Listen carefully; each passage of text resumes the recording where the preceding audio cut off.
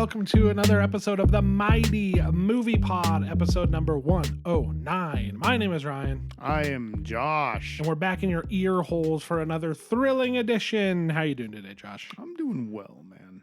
How well? Fucking, you don't even know, dude. We're back after, as promised, one short week later. Yeah. With some hard-hitting stuff. Some hard-hitting stuff. We're coming at you with the real. We're on the cutting edge Dog. these days. Yeah. Bruh. You can't stop us. Word. You see a movie? Oh, gosh. The Mighty Movie Pod boys, they be talking about it. Yeah. Did you watch anything within the last 6 months? Yeah. We got you. Yeah, you know. We're trying. Yeah, we got it. This is a big one. But before we get into it, you have any microwave updates or no? Or did we cover that last time? I did microwave something the other day, and it was a mistake. Okay. I bought some French bread pizzas. Oh, you don't? No. I was like, I don't want to heat up the oven because it's going to heat up the house. Of course. And it's like 105. So I was like, fuck it. I'll just throw, there's you can apparently microwave and then throw it in the oven, which I'm just like, why would I do all that instead of just putting it in the oven or in the microwave? Because it probably reduces the time. Double the microwave fucking. Oh. So you went rogue. You weren't following any directions. No, I went off map, dude. And let me tell you, there be monsters there. Yeah. It was not a good idea, dude. Was it tough yet slimy? Oh, it wasn't slimy. It was tough yet chewy. Rubbery. Okay, yeah, rubbery. I would declare it. Yeah. Man. Not a toothsome bite. Oh, no, it's still scrumptious because of the sauce and the cheese and those tiny and little pepperonis. I love those tiny square, pepperonis. Greasy pepperonis, man. They're garbage and they get me every time. It's true. It's those and Cup and Crisp. Those are the pepperonis. Dude, the Cup and Crisp is the best pepperoni in all the land. You know, I'm not the biggest Papa John's fan. Ever since you told me their sausage tastes like breakfast sausage, I can't untaste it. Dude, it's literally just Jimmy Dean sausage. I swear to God. And their sauce is a little sweet. They got the odd. sweet sauce. It doesn't have a bite. It doesn't have like a bite to it. No. But they don't. The way they do their ham is like those little square pepperonis. Yeah. And that's where it's at. Yes, the ham. You get is get a fantastic. crisperoni, which they use the little cuppy crispies, and you put some of those. Also, those they get kind of crisped up little ham cubes, ham rectangles. Ham blocks, like ham sticks. They're like matchsticks. You know what I mean? It's just spam. Yeah, whatever, man. That's an okay pizza right there. I'll go for it. Yeah, no, I've said it often. Papa John's is a pizza that I always forget I don't like. Mm-hmm. And then every time I go ahead and go like, I'm going to get the Papa John's, I go and I get it. And I'm like, why did I ever stop getting this? And then I get another one and I'm like, this is the worst fucking thing I've ever had. I'm never eating this again. It's like Arby's. Oh, yeah. I'll go to Arby's one time and be like, this is incredible. And then try to go again. And I'm like, this is why I stopped eating here, because it betrays my love every time. And I get enough of that in my personal life. I don't need that in my fast food in your pizza shenanigans life. and pizza life. With the Arby's. Just in general. You know, there are people, Josh, I feel bad for them. I feel bad. They don't know. It's sad, but there are people out there. First of all, since it's a more regional fast food joint, but people don't know that El Pollo Loco fucks. Dude, like when it comes to fast food, it is in a different tier. Yeah. It is with an In-N-Out. It is with it's up there. I don't know. The Habit or fucking Fat something Burger. like that. Yeah. People don't.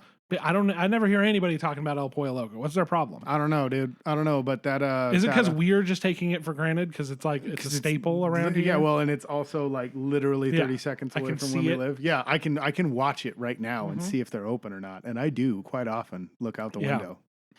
Yeah. One thing I will say, fucking shifting gears right back to where we were. with Papa John's. Oh yeah. Pizza Hut and Domino's, it's the same anywhere you go. It can only ever get worse. Yeah. Like there are some that it's like, wow, they didn't cut it and they put, I don't know, hamburger on top. Dude, the last time I got a Domino's pizza, Kyle Kinane made the joke about the whole uncut pizza. Yes. You know, it was the same thing, dude. Like they gave me a whole pizza where they like perforated it, and that was it, dude. And I was like, this is unacceptable. I just spent like $35 on a fucking pizza. You goddamn monsters. You can take the time to cut it yourself. But because I do frozen pizzas in the oven all the time, I have a pizza cutter. I also own a pizza cutter. So it's not shouldn't happen, but it's not a big deal. No, it's just irritating, dude. It's like, come on, where's the quality? You guys are patting yourself on the back, being the godfathers of fucking. But you know what to expect. It never is elevated past your expectations. One thing about Papa John's is that for whatever reason, sometimes there are better Papa John's. I don't understand it. I make a trip often. Are you talking about like a good Denny's, bad Denny's situation? No, yes, kind of. So I often visit another state. Arizona, to be exact. The Papa John's there is not like the Papa John's here. It's like good. And I don't understand because all of their fast food there, that's the same as here, is worse. Yeah. But their Papa John's fucks. I don't know what's up with that. Dude, I don't know, man. Pizza Hut hasn't been good since you stopped being able to eat inside. Our closest to us Pizza Hut shut down. Yeah. And now there's not one near me. So I haven't had Pizza Hut in a couple of years. I'm trying to remember. I'm going to guess it hasn't gotten better. I think I had. Although that Detroit style pizza that they show on the TV it's trying to get me. Yeah, God, didn't they do the New York style for a while there, or the Brooklyn or whatever? That thing was fucking incredible. I liked that one a lot. But that was, you could still eat inside at that point. Yeah, so I feel like my point stands. Who was the one that had? It was the Big Papa. It was the dude it was Reggie from Nintendo. Oh, So Reggie of Nintendo of America, he did the Bigfoot pizza. Which was Pizza Hut. Yeah. That was a good one too. Yeah. I saw an ad for the McDLT today. And I'm like, they need to bring that back. Oh God, I saw an old retro one. It had George Costanza doing a fucking. That's the one I saw. That's the one I saw. Yeah. You know who? That hair. So In-N-Out's so quick and it's so fresh that it's never been an issue. But you know who has a tomato and lettuce on a burger? That the problem is it gets wilted and too hot by the time you eat it. You know who needs to do the McDLT style? Because like at McDonald's, like who cares? They only have like one burger that has all those ingredients on it anyway. Yeah. Bakers could stand to separate their gigantic wad of lettuce and tomato. Yeah, because like one time I swear to God, all they gave me was just the core. Yeah. And I was like, come on, guys. You know, they could separate that because the leafy bits get super hot because the drive-through takes 45 minutes. Oh, yeah. And I just can't stop going there. They charged me $160 on my card once, and I still go there. Right, yeah. I'm locating us a bit with that. Yeah, Greater Los Angeles area. Yeah. Baker's is here to there, dude. Yeah. They're all over. Well, it's in the Greater Los Angeles. It's in the Greater Los Angeles area. No, the fuck was I gonna say? Yeah, I've never been to a Baker's that is quick. But like I've also never really messed around too much with their burgers. Like I don't stray too far from the burritos and the tacos over there. They have a billboard up. That I saw that it's like, and it reminds me of that Fated Day that says value meals are back. And it shows the 2 bean and cheese burrito meal. I know, yeah, I saw that. I've seen that same billboard. I saw it and I was like, mother. Yeah. Remember, we called customer service. Yes. And they were like, we didn't change the menu. And we're like, you're an idiot, Josh. And then I went like 2 days later and I was like, they completely changed the menu. Yeah. They've since reverted it. I know. I think it's funny that they're advertising it now. Because it was impossible to decipher what the fuck was going on with that. It was like, build your own combo, but we're not going to tell you how to do it. You know? Add $4 and we'll give you a big French fry. Yeah, exactly. No, dude. No, it's funny that they advertise it like now because it's been that way for like a year, I guess. Yeah. And like, I remember I pulled up to the drive-thru and went like, "Oh shit, they got the 2 bean." Don't say it out loud. Two bean and cheese burrito No, meal? I do love that I was vindicated. Yes. Completely in that. But I love that you guys still hang on to the outrage that I barely even had. We know you were right. However, in the moment, we tried to be like, you're crazy. We called customer service. She like put us on hold to check. Yeah, I remember. It was a whole process. God, we were so drunk. And she was like, no, it's exactly the same. Your friend, he's a liar. And she's like, he's dumb. And you should stop talking to him. That guy who's giving you advice. Yeah. Snapchat's big right now. Maybe you could do something with that. Oh my God. And years later, I still got to put up with it from your goddamn brother and his wife showing anyone they can.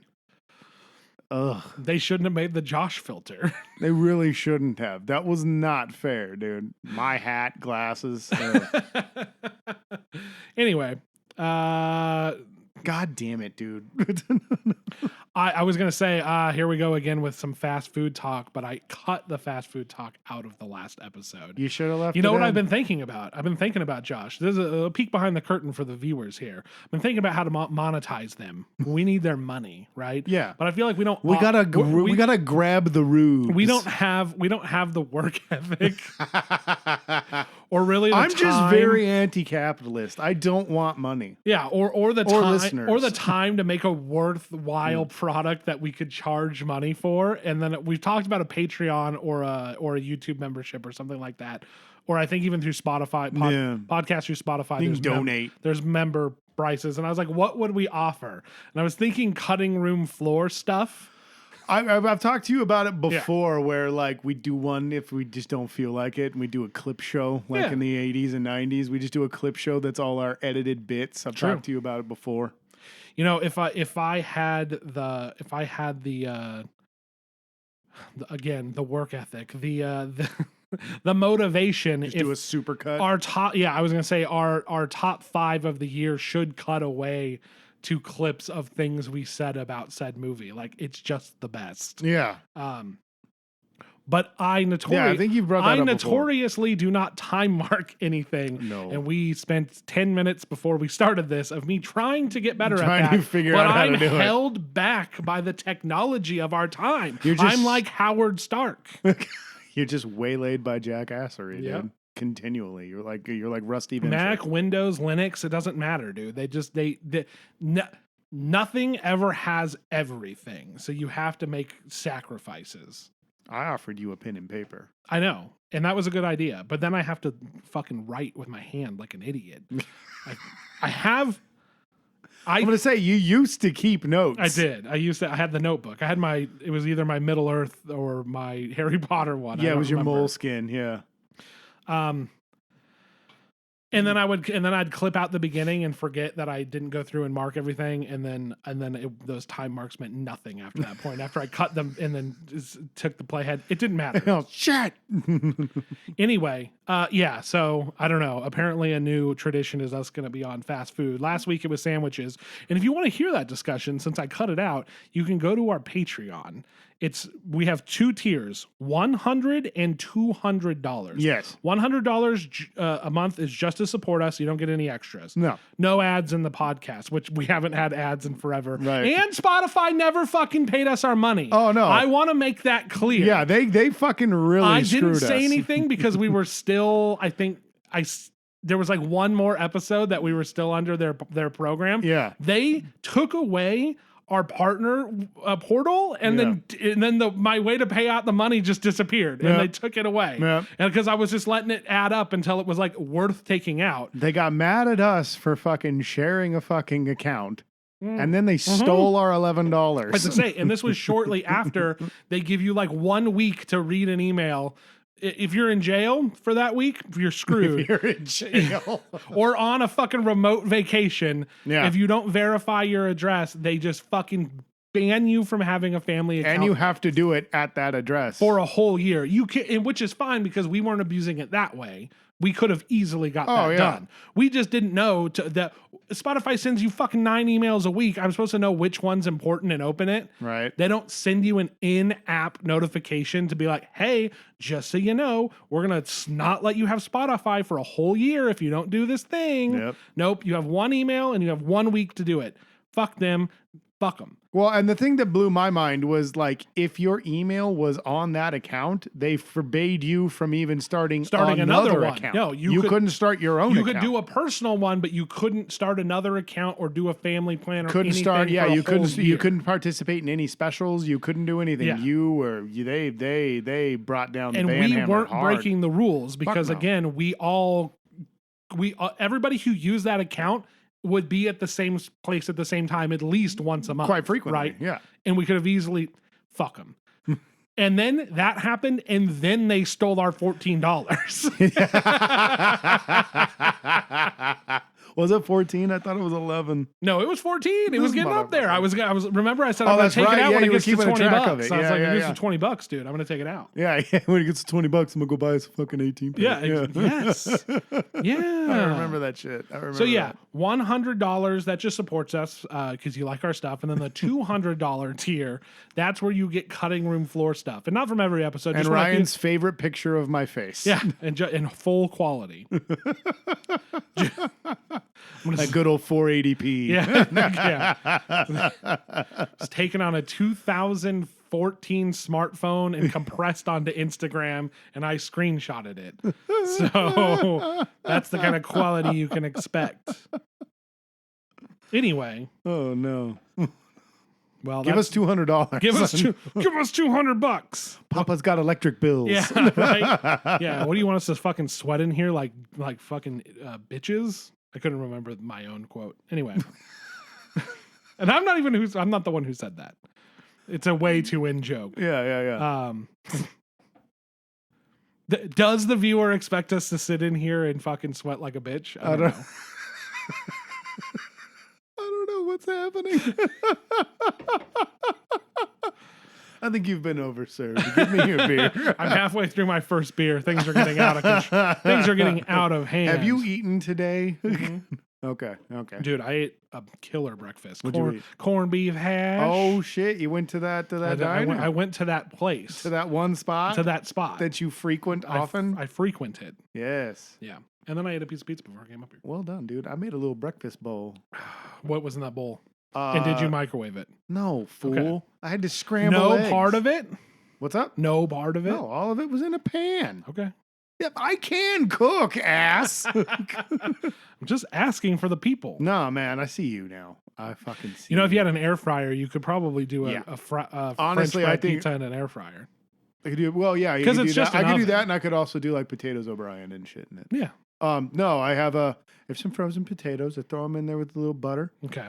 Little salt and a little S&P. Mm-hmm. And then I have this little vegetable mix that I like a lot. It has little black beans in it. Corn. It's a Southwest thing. Yeah, it's corn, black beans, and some onions and peppers in there. Chuck that in there with it. Mix it all up. Has a little salt and pepper. S&P. And then scramble the eggs up real quick. Dump the potatoes and everything into another bowl. Little fucking bacon. Put the eggs in there. Do it all up together. Dump the eggs on top of the veggies. Good to go. You know what you're doing wrong. Everything. No. The eggs with fry the bacon. Fry the bacon. Fry the potatoes in the lard. Yeah. It destroys your stomach. Oh yeah. Don't get me wrong. Yeah. But dude, you want to know what I do? I put them in there with the bacon grease. I do the bacon first. Oh, it's awesome. No, I've done it before. And then I still put pads of butter on top of the potatoes. And I let it sit there forever. It's the old Simpson joke. Yeah.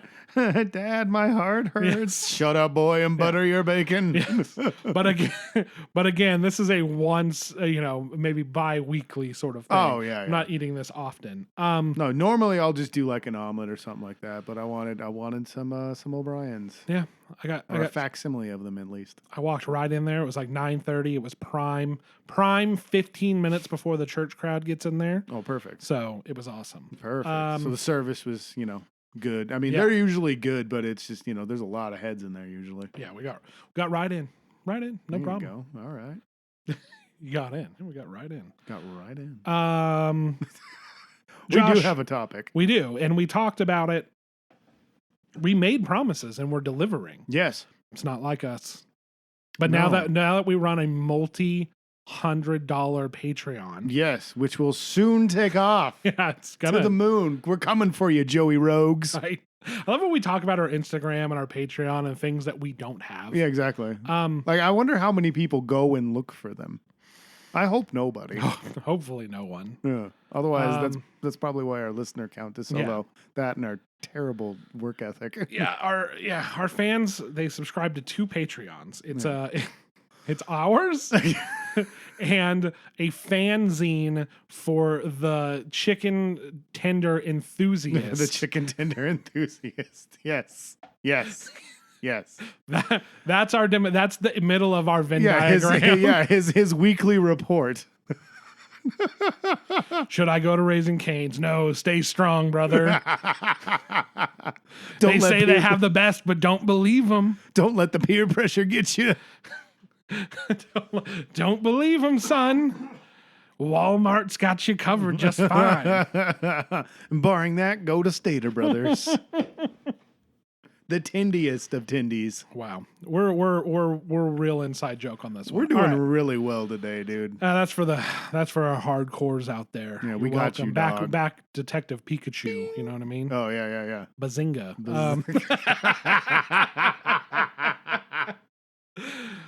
We made promises and we're delivering. We are talking about two. The fuck are we talking about? Two Disney Plus shows. You know, shows our bread and butter on the Mighty Movie Pod. Oh yeah.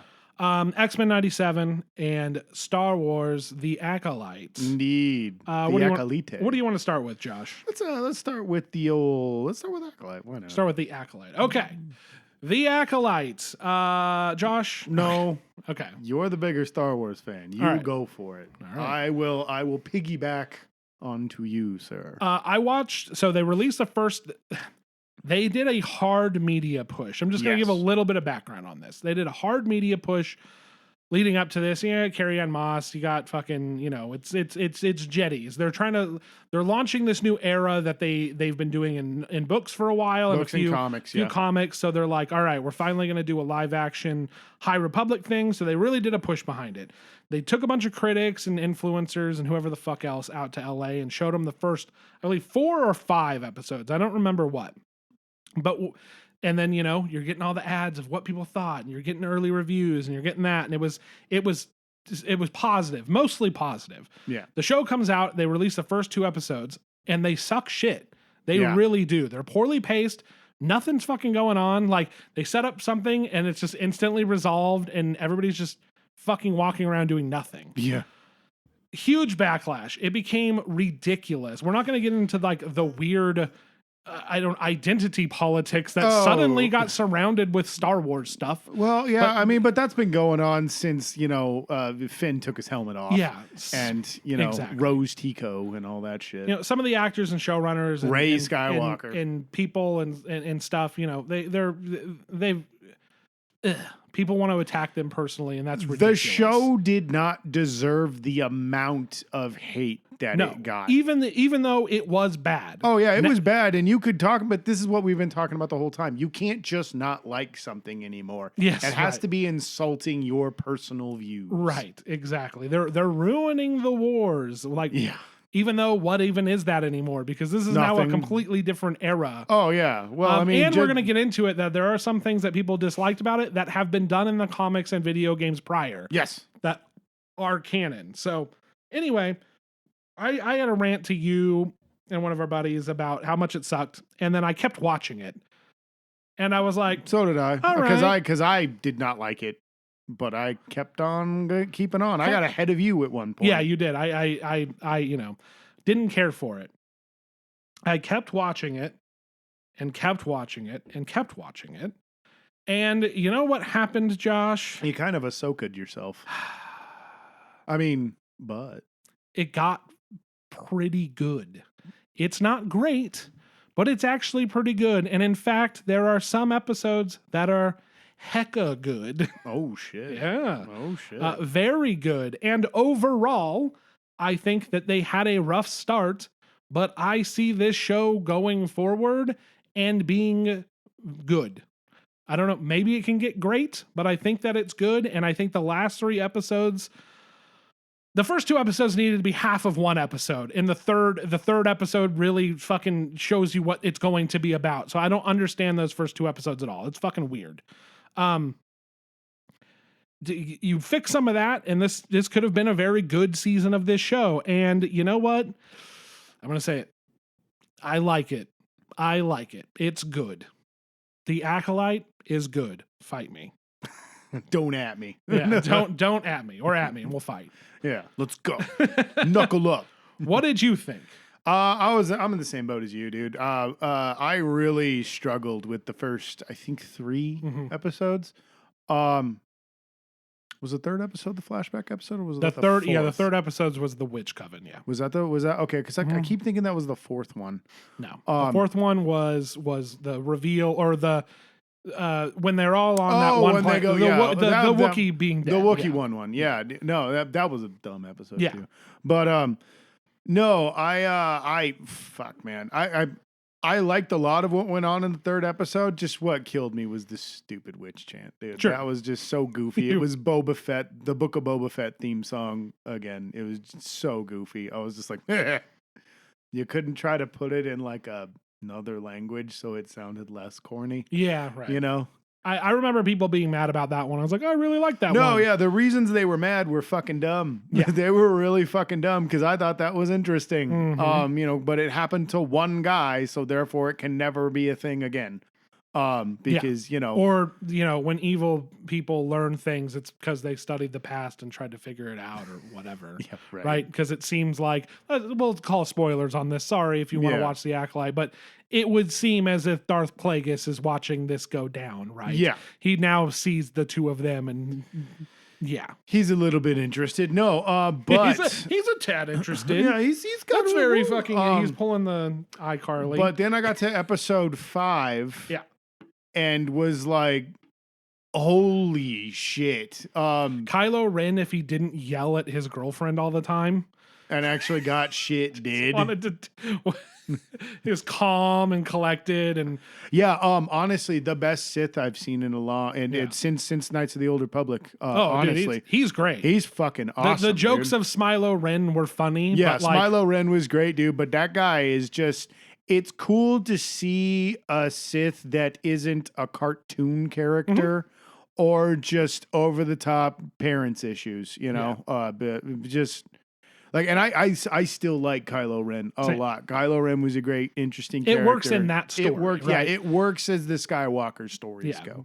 But this guy, I liked fresh new take. He's just a dick, and it's not even and that's what I liked about the show going forward is I'm not entirely sure he's an asshole. Well, I just think he wants to live life the way he wants to and doesn't want to live by these. That's the whole. Honestly, but yeah, dude, and it's we'll get into it, but going from that episode forward, they piqued my interest. I got much more into it. A lot of shit goes down in the 5th episode that comes out of nowhere almost, and it's fast, and the fight scenes are brutal. It's good. And the fight choreo, I know a lot of people were making fun of the lightsaber duels and stuff. They do that in everything. Yeah, well, yeah. Basically, if nobody's spinning a glow stick around them, they're mad. Nobody's doing a cartwheel. It seems like people that lightsaber. aren't ridiculous about it overall agree that this is some of the best. Okay, this is some of the best the stuff. final fight in this, because it is the final duel in this is. Oh my God, it's really fucking cool. It's really good in between of the nonsense of the prequels and the more practicality, the more practical stuff of the sequels, first trilogy and the sequel trilogy. Yeah, and this is more like kind of right in between there. Yeah, it's got a bit of that kung fu movie to it. It's doing more Rise of Skywalker that had a little bit more big jumps and faster action. So but it's much better. Like, I mean, he jumps in the air and gives him the double kick, and I'm a big fan of that Liu Kang move, dude. That looks shit's good. Pow pow on his chest. That shit's cool, man. Their slow motion fall made me giggle a little bit, but like it still was fun. Yeah. It was fun. It was cool. But you're not allowed to have fun. No, you're not allowed to enjoy things because there's a lady on screen. And that offends me as a 42-year-old dude. I don't like ladies holding lightsabers. I have nightmares about it. That keeps me up at night. No, think Long Legs is scary. We watched Long Legs. We're going to get into that at another time. That'll be next episode. Yeah, that'll probably be next episode. But anyway, back on topic. Yeah, dude, just once they got into it, and I honestly think that episode 3 should have been episode 1. Yes, that's what I mean. And then episode 1 should have been episode 3.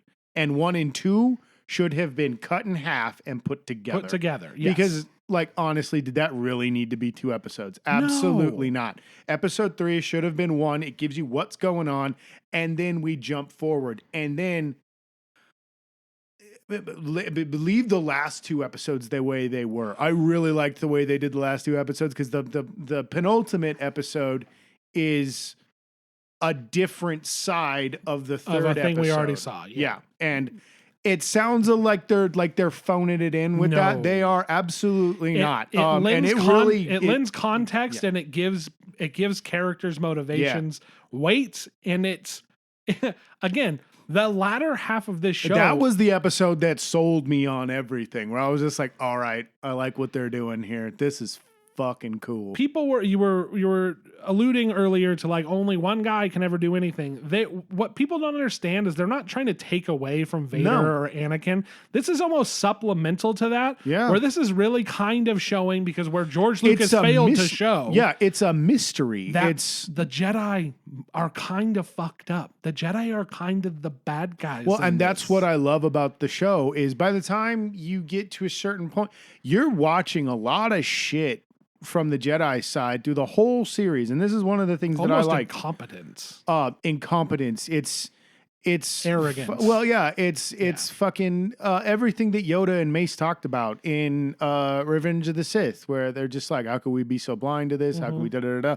And then in their arrogance, they dismiss it, and like, that's the problem with this, with the whole Jedi thing, is you're watching how fucking arrogant all of them are. The incompetence, and like what I really like about the show is the entire time they're building up, because they're trying to get to the point that they are in the Republic that we know of from the prequel trilogy. And that's where the Jedi, they're trying the verge of the Empire. They're trying to go into it, and they keep talking about, it's going to harm our political presence and stuff like that. And it's their quick bunny trail real quick. It does absolutely not feel like it's another time period, but the longer the show goes, and that was a big complaint of mine, in the beginning, where I was just like, this just feels like the fucking Republic. I want something that's like ancient. I did as well. Yeah. I still want that. I really do want like some old Republic shit. When you got the High Republic droid in Jedi Survivor, which we should maybe talk a little bit about that. Oh yeah, in Jedi Survivor, when you got because their shit that once again they're ripping from my boy. Yeah, but anyway, okay, so that was the second time we saw.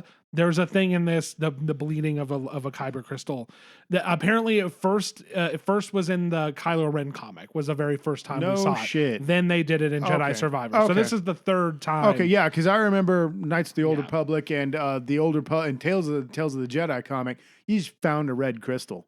No, I really do like the poisoning of a crystal. That's how it used to work. And then the Kylo Ren comic, they came up with the bleeding a kyber crystal. That's sick as shit, dude. No, anyway, it's set 100 years before, and it feels weak tea and stuff. But then, like, the deeper you get into the state of the Jedi at this time, it really adds a lot of credence to. We brought it up. We brought it up with Mace and Yoda and everything.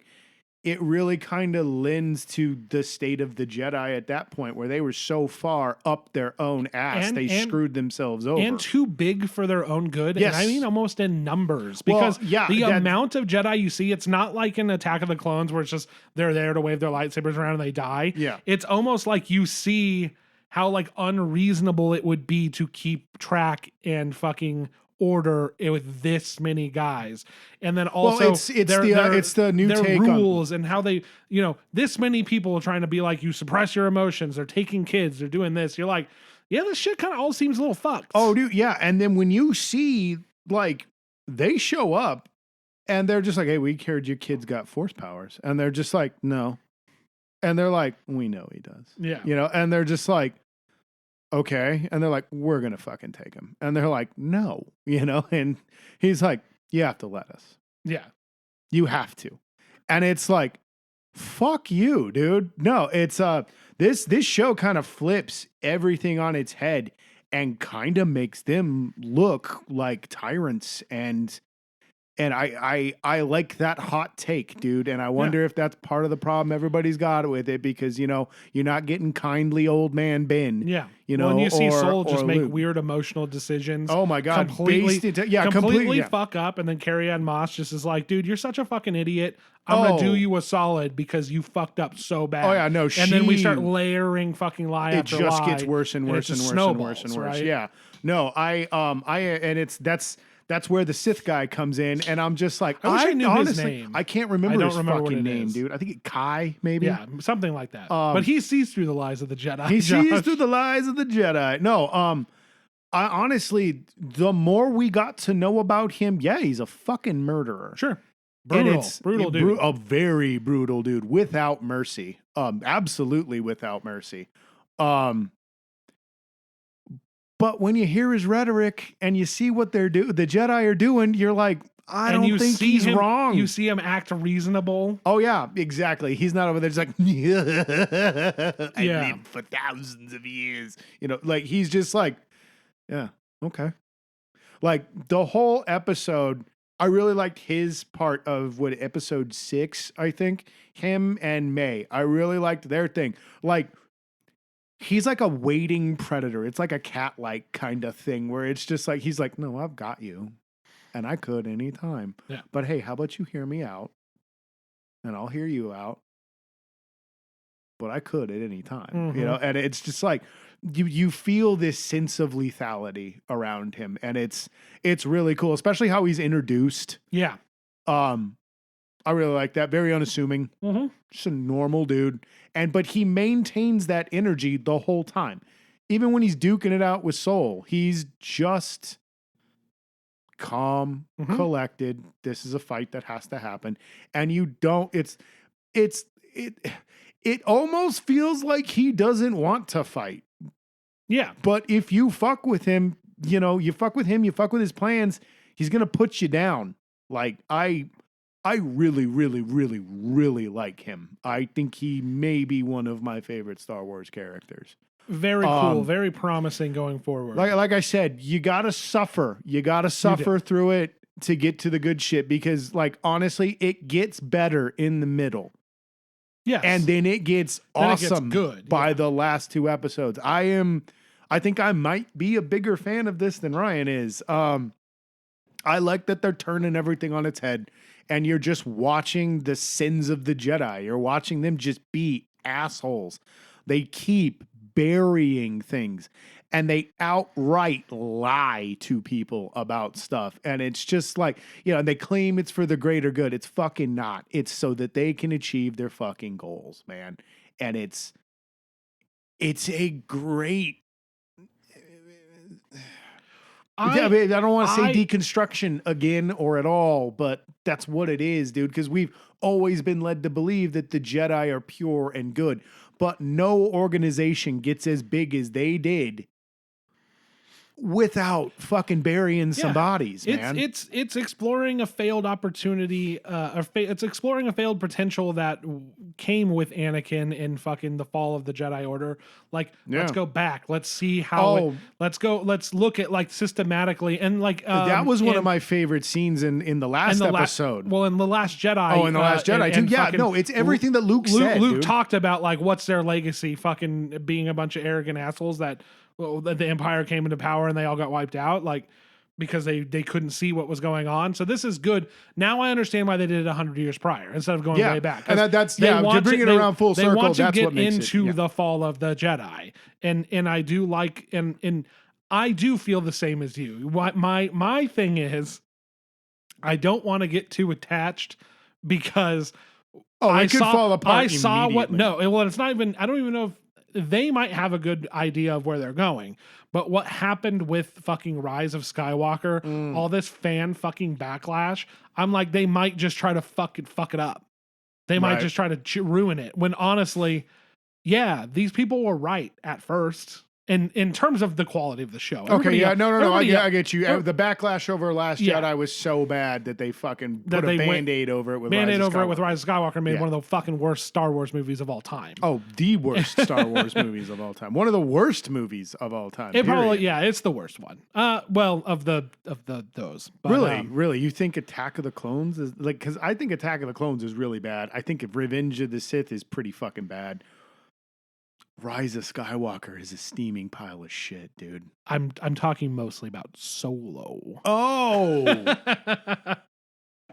No, see, okay, I've done a lot of thinking about Solo. Okay. This is bad because we're doing two properties that one and technically both of us are very passionate about. So this is going to be a fucking long one. Yeah, so strap it's in, it's going to be long. It's going to be a lot of randos.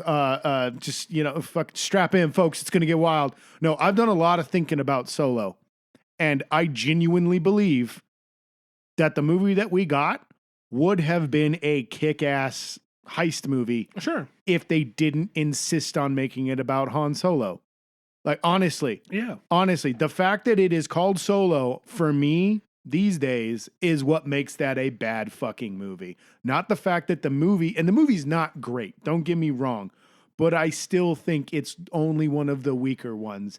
It just shouldn't be called Solo. That's the only thing. Well, I think Lord and Miller were making their own movie, and they were like, "Well, it's a Han Solo movie." And they go, "Yeah, sure, he'll be in it." And then they were like, "Wait, this isn't about Han Solo, really?" And they're like, "Get Ron Howard in here to fucking fuck with it." And then I don't know. I've often wondered, like, was the movie they made more about Woody Harrelson? Yeah, who knows? Yeah, I don't know.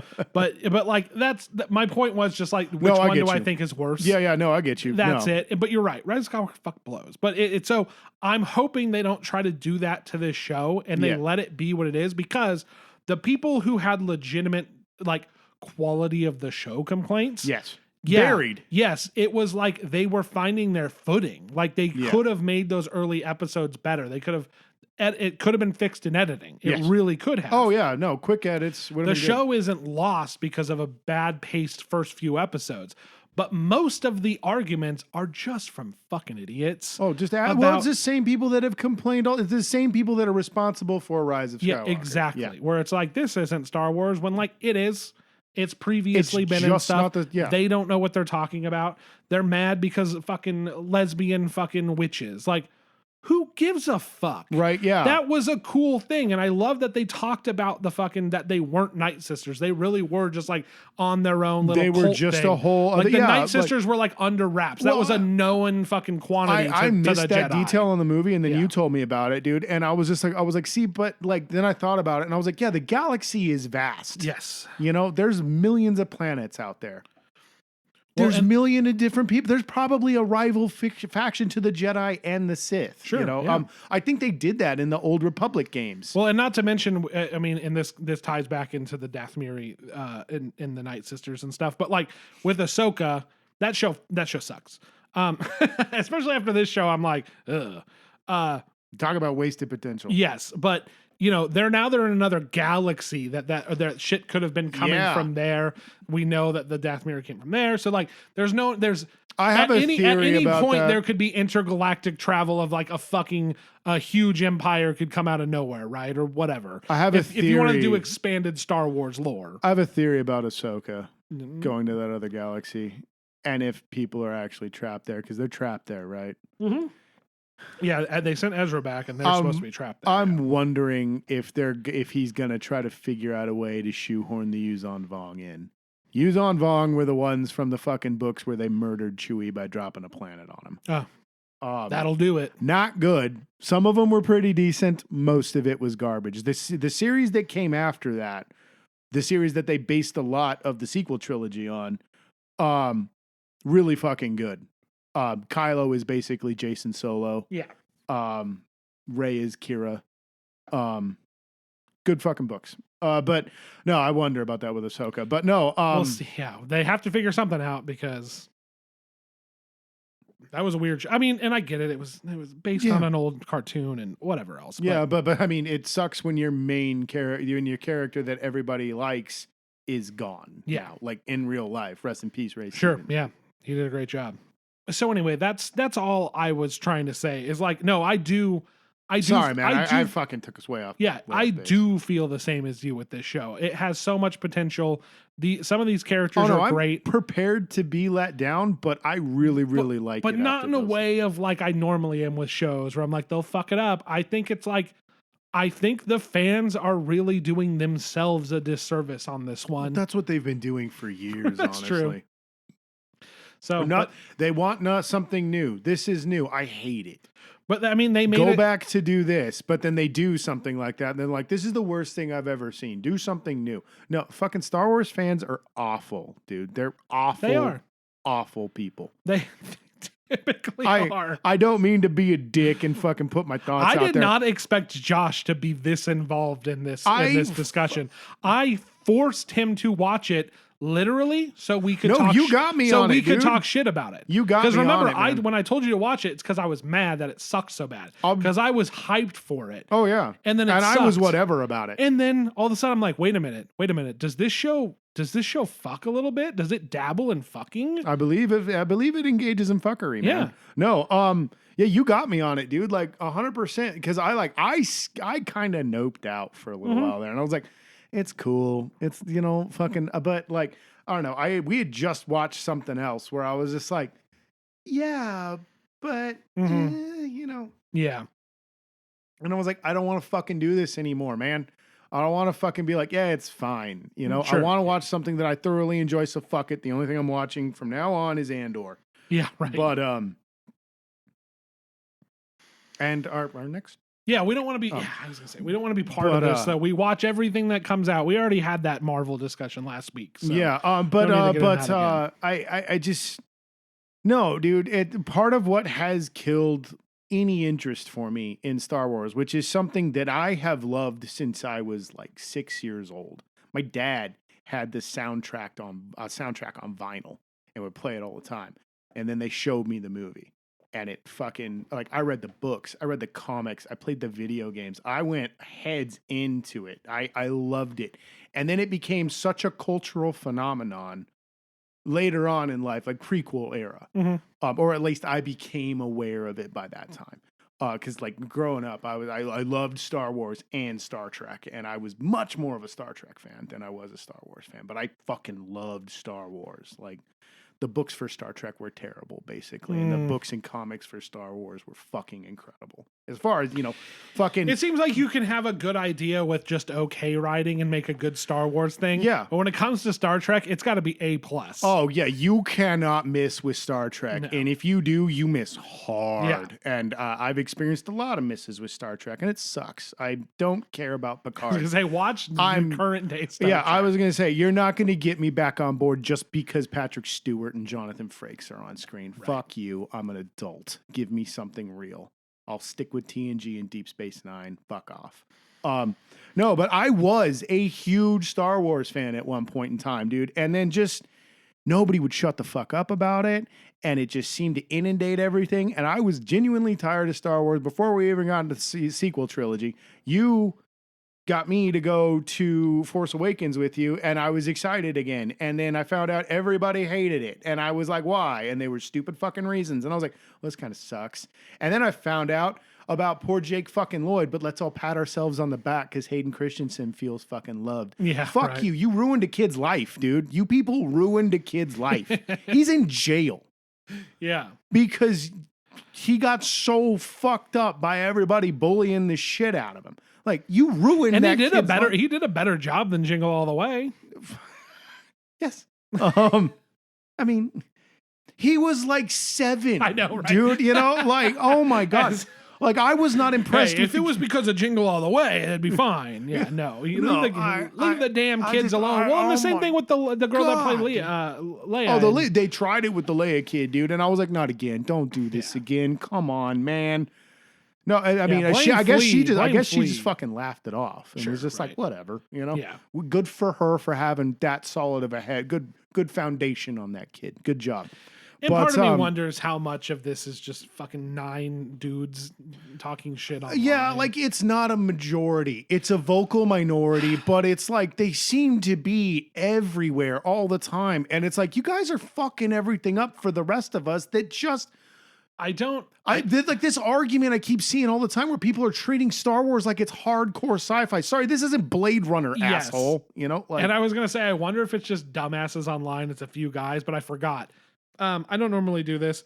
If you guys don't want to go watch, Red Letter Media talked about the Acolyte, and only half of that is actually about the show. Yeah. They go over the beginning. It's like, it's really weird that like some mainstream right-wing media picked up stories about this. Yeah, dude. It was like, on like the news and shit. We're conflating press junkets and like jokes as if people were trying to like groom children. It became like out of hand. Yeah. The amount of like mental gymnastics around. Oh yeah. Right. Around, well, like, because like if you watch the show, being obsessed with people's sexual orientation that are right. Because I guess Yord is an openly gay dude. Sure. Well, the actor. Yeah, and that and like whatever, man. Like, who fucking cares? Yeah, who gives a shit? You know what Yord does? Yord's just badass, and then he fucking dies. Yeah, Yord's the fucking shit, dude. Yord was my boy, dude. I fucking loved Yord. Yeah, he was, dude. Him and then I can't remember her name in the show. Okay, I'm gonna have a rant. I said I don't want to do this. No, do it. And I was like, go to fucking Red Letter Media. I started it. Yeah, go to Red Letter Media to watch how fucking out of control some of this shit got, because I didn't want to talk about it. I just wanted to talk about the fucking show. Yeah, my bad. But when did this fucking shit start? Because let's not forget, Marvel. Pedro Pascal is like America's fucking darling and a nerd darling. First of all, he played a bisexual character on fucking Game of Thrones. He has a trans sibling, and it seems like nobody fucking talks about that at all. Because wait till he shows up as Reed Richards. But one gay actor makes a joke about R2-D2 in a fucking Acolyte press junket, and fucking Tucker Carlson, or I forget who it was. It might have been Tucker Carlson. Pat O'Reilly. I don't remember who it fucking was, but they're just like, well, you heard it here first. R2-D2 is a lesbian, and they want to turn our kids gay. I hate to break it to you guys, but we've been making that joke about C-3PO and R2-D2 for fucking years, dude. In that video, welcome. If you go watch it, it was 1996. Yeah.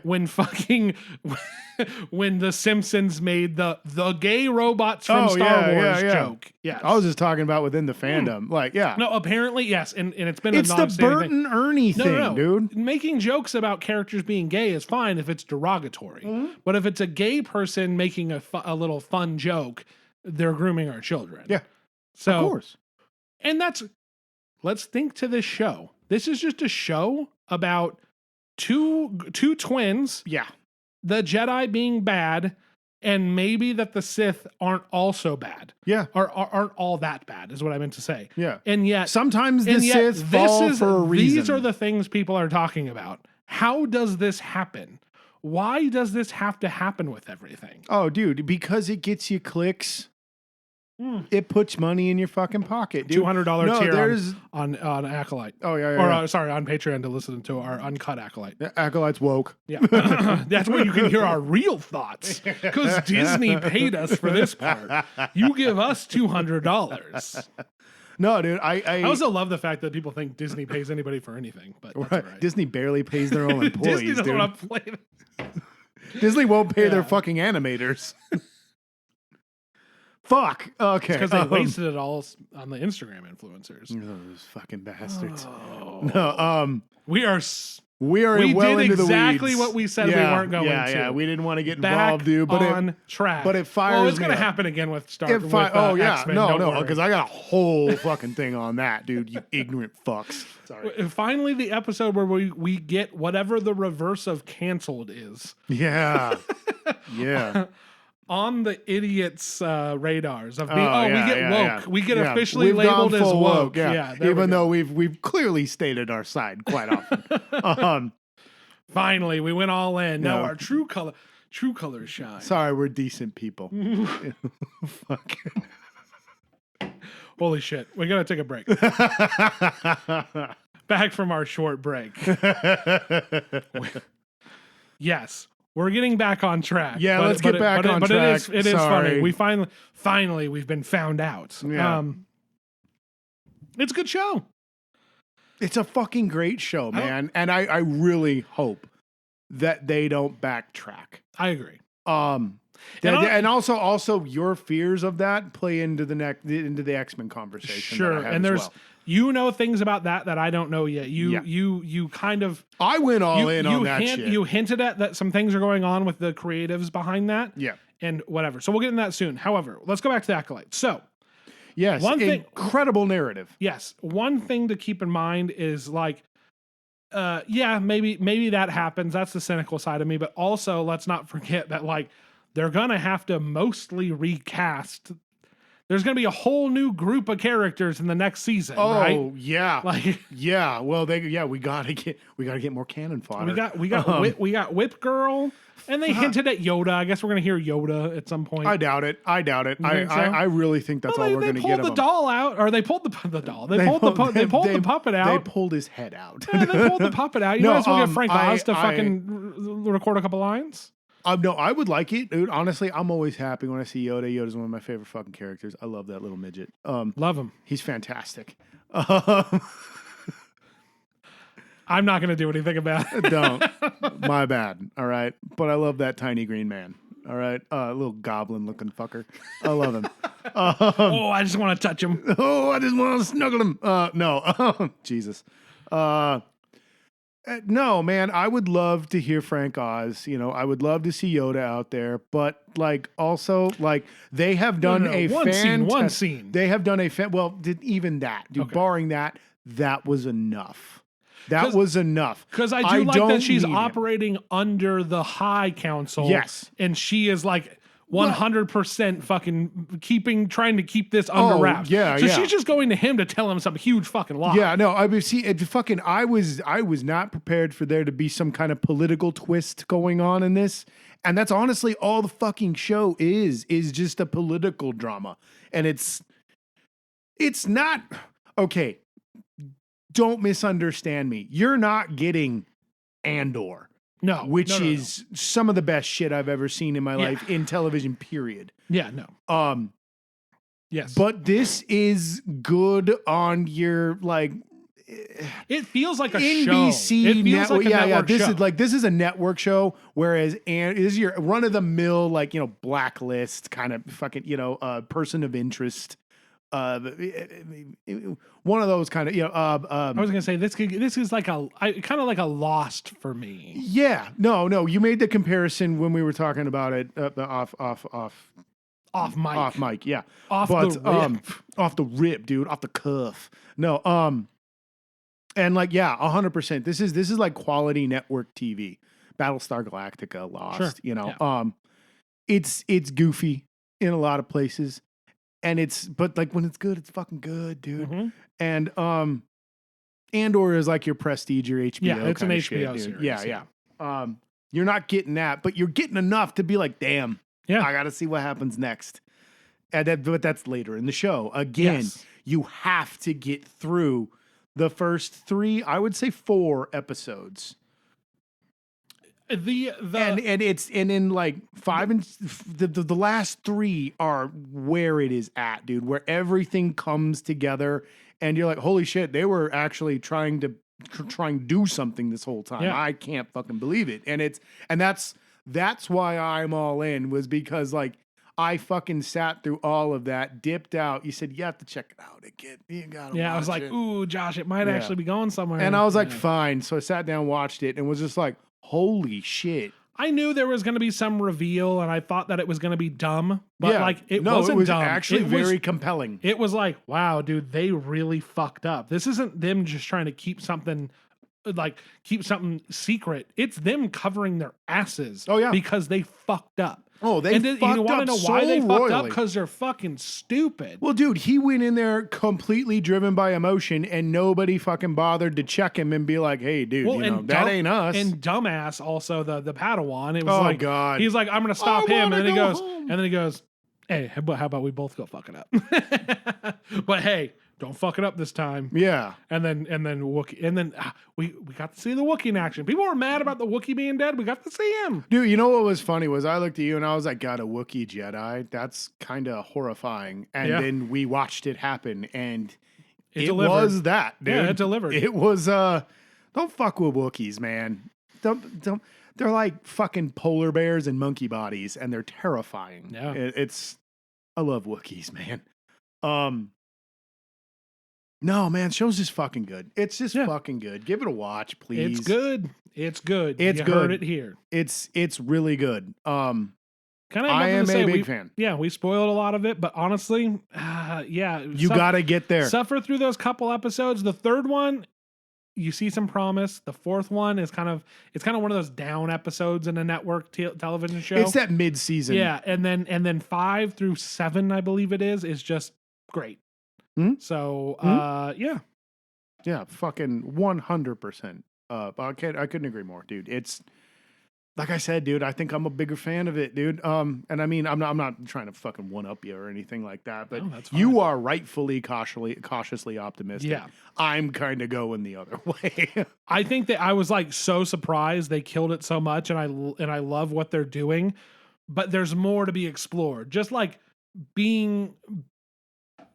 doing something that's cool or starting something that seems so cool. I'm like, I'll believe it when I see it. It's one of those things. I'm like, he's so cool.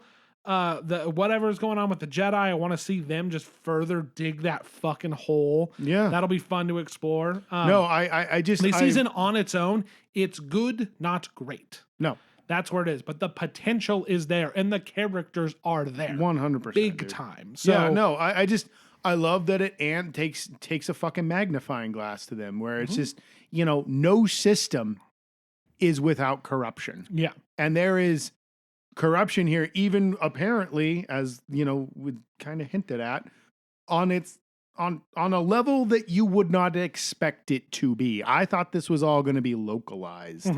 No.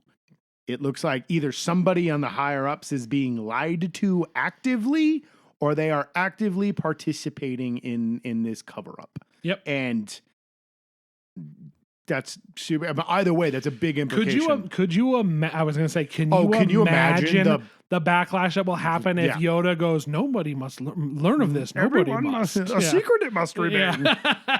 Like, fucked we will be.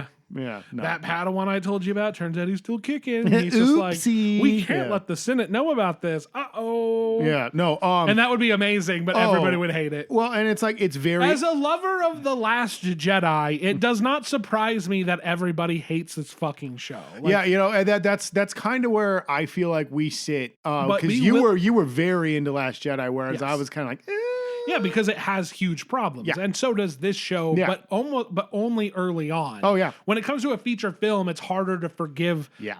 Like The Last Jedi has huge problems. Oh yeah. I mostly forgive them out of spite, just because I'm like, no, fuck you. You shouldn't hate this movie like this. It has problems. That is another one that, again, I feel like has way too much undeserved hate. Yeah. For the wrong reasons. Yes.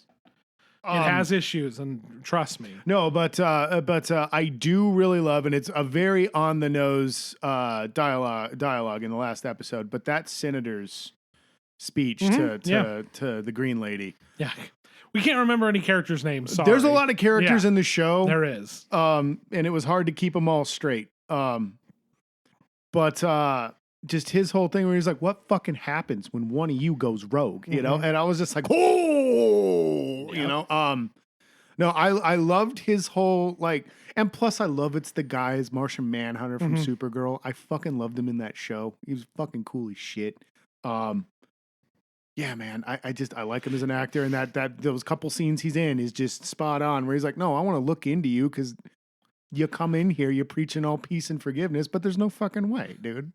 The only thing I remember from him in Supergirl is single female lawyer being like, now that I see you in the same room, you definitely aren't the same person anymore. And I was like, she's prettier. Yeah, you're just a dumb, stupid idiot with glasses. Oh yeah. Why am I forgetting her name right now? Harrison Ford. Flockhart. There we go. I was like, Harrison Ford's fucking wife. No, I like that you call her single female lawyer. Single female lawyer. Oh, great. Yeah. What was the name of that show? Ally McBeal. Ally there we McBeal, go. Yeah, yeah. fucking Ally McBeal. Yeah. Single female lawyer. Having lots of sex. Oh boy. All right. Okay. You ready to move on? Yeah, let's move on. You want me to yell again? I'm ready for more intense yelling. Right. People don't even know how woke we can be. We're about to get into it. God damn it. All right, another killer. Well, yeah, another Andor level event happened on Disney Plus. Yeah. You have constantly been the voice of reason, cautiously optimistic. You had to convince me to watch it. I was going to say, and maybe not even optimistic. Like 3 episodes in? Mm-hmm. Yeah, because I honestly, full disclosure, my opinion hasn't changed. My opinion has not changed. Okay. I was wrong once. Okay. X-Men 97. X-Men 97. I said, well, I like that show, and I'm going to see if they do more of that. And then I watched the first couple episodes, and I said, Josh, hang on a second. Josh, the show fucks. Like on a real level, this show fucks. Not only is it that show, which is fun, but then it's also not that show. It's like real X-Men fucking shit. It's like getting in there. Yeah. It's doing some shit. You gotta watch this. And it only ever got better. There was maybe one little episode in between that I was like, what the fuck is this? I have nitpicks. No, I have nitpicks. I think it's the Rogue, not the Rogue, the fucking Storm. That middle Storm episode was fucking weird. The one, we'll get into it. Yeah. But X-Men, I was like, you gotta check this shit out. Because it's one I think we're going to talk about. I have some shit to say. Yeah, check this shit out. Tell the people what X-Men 97 is about. X-Men 97 is the most fucking greatest thing I've seen regarding the X-Men ever. It's the best fucking adaptation I've ever seen. I was a huge fan of the original cartoon. Hasn't really aged too well. It's definitely showing its age. The animation was always kind of subpar, especially when it came out around about the same time as like Batman the Animated Series, which is a much better show, much better looking show. The writing is like, I mean, and you have to take into account this was a kid's show on Fox in the 90s, and they made their best attempt to tackle the topics that are readily addressed in the X-Men all the way from the late 70s well into the 90s and beyond. And they did their best to do that for general audiences and for children. And again, like I said, considering the time period, I do not fault them for the weakness of this show. This show does not give a fuck about your censorship. They just go full into it, and it's just like, you're racist, you're a bigot, fuck you. You know, we're gonna handle these topics and not pull our punches. And amazing performances. It has incredible voice acting. That's like Magneto is just top fucking tier. That's the main thing I want to put forward. The writing and the performances are top fucking notch. Everybody from top to bottom. Cyclops, Jean Grey, Storm is great. Storm is so fantastic. She's the only one they didn't even bother. Her and Magneto.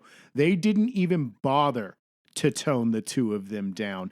And it's glorious because they change Magneto a bit enough to make him more rhetorical than just he wasn't a cackling villain. He still had really good shit to say in the original show.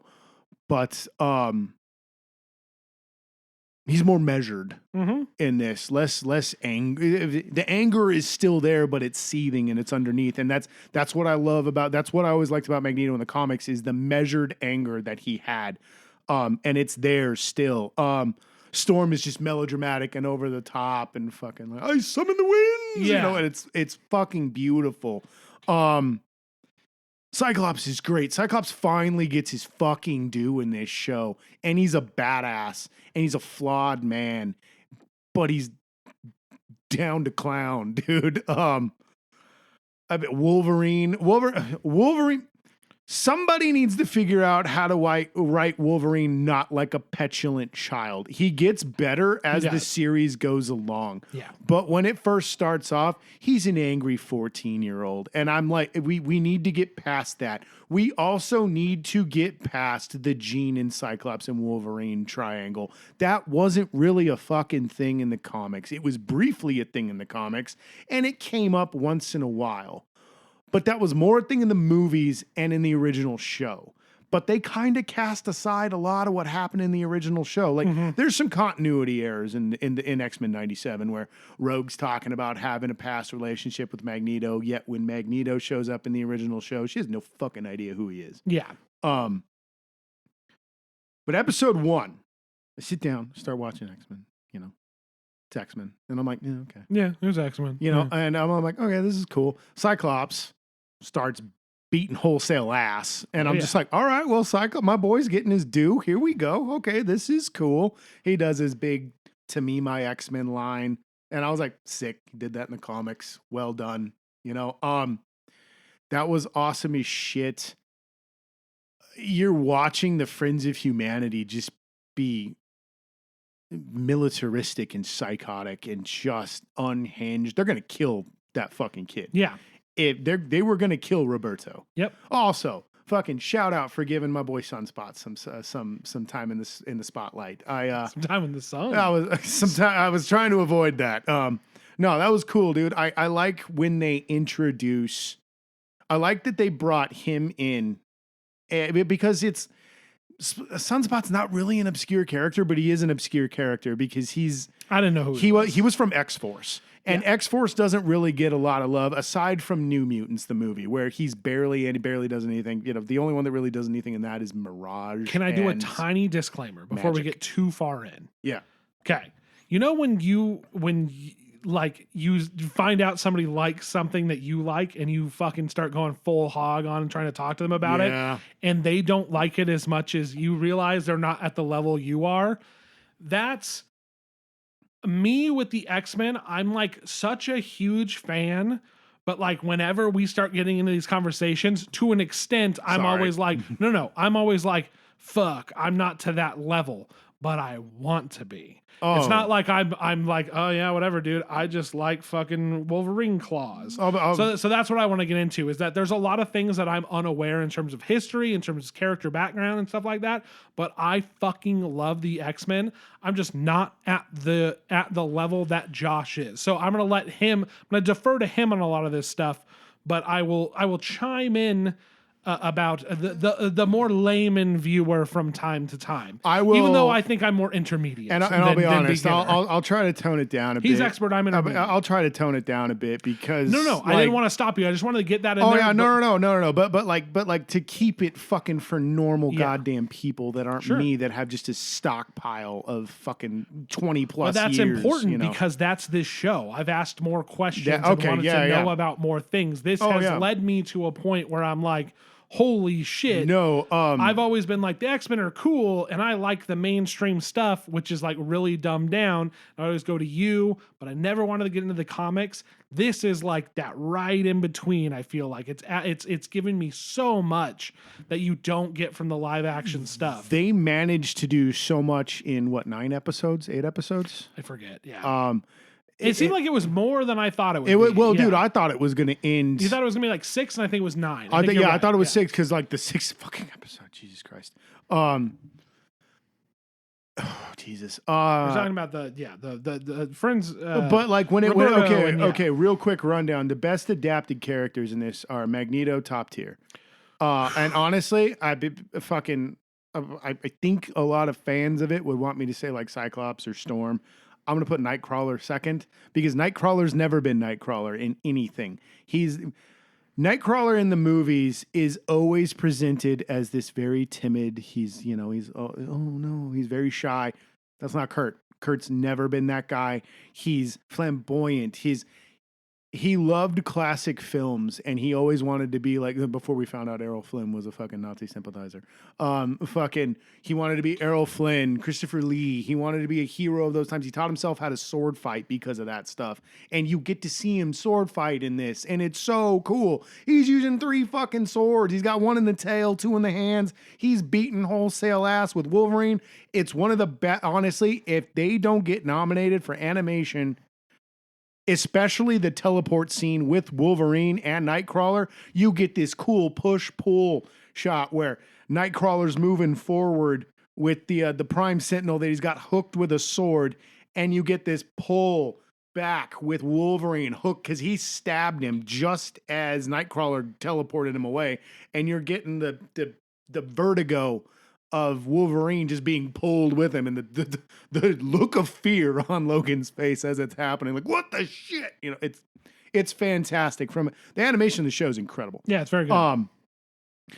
There's subtle callbacks in the show too to like the fucking X-Men fighter game, the Capcom game. Oh yeah. And you can watch Cyclops use his fighter move, uses moves in it. It's incredible. Rogue does it, Jean does it, Gambit does it one time.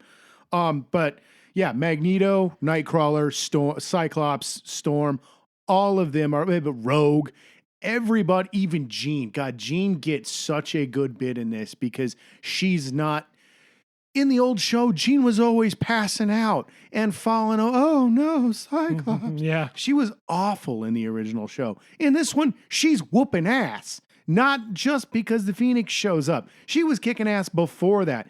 Cable. Oh my fucking God, Cable is finally the John Connor ripoff I've always wanted him to be. I'm waiting for Josh to get to the real fucking. I'm trying. I'm working into it. No, I know, but like, let's not forget, fucking Dazzler. Oh yeah, Dazzler shows up for like 5 minutes, has pink hair, she dances and throws sparkles out. Dazzler, let's go. Honestly, it was really funny watching Jamie Madrox, my favorite X-Men, multiple man, just getting his boogie on and his trench coat. Like I was like, what the hell is happening? He's doing like the Watu-C and shit. Josh makes fun of me for being a Dazzler fan, but like she did exactly what she does in everything else I watch. Shows up, is like, that's Dazzler, and that's the end of it. And I go, yes. It's like my obsession with Taskmaster. Who knows? Maybe Taskmaster and Dazzler, they'll fucking cross the aisle. That's the next fan fiction right there. Oh my God. That's the next fanfic right there. Ryan's derailed this whole thing. I have.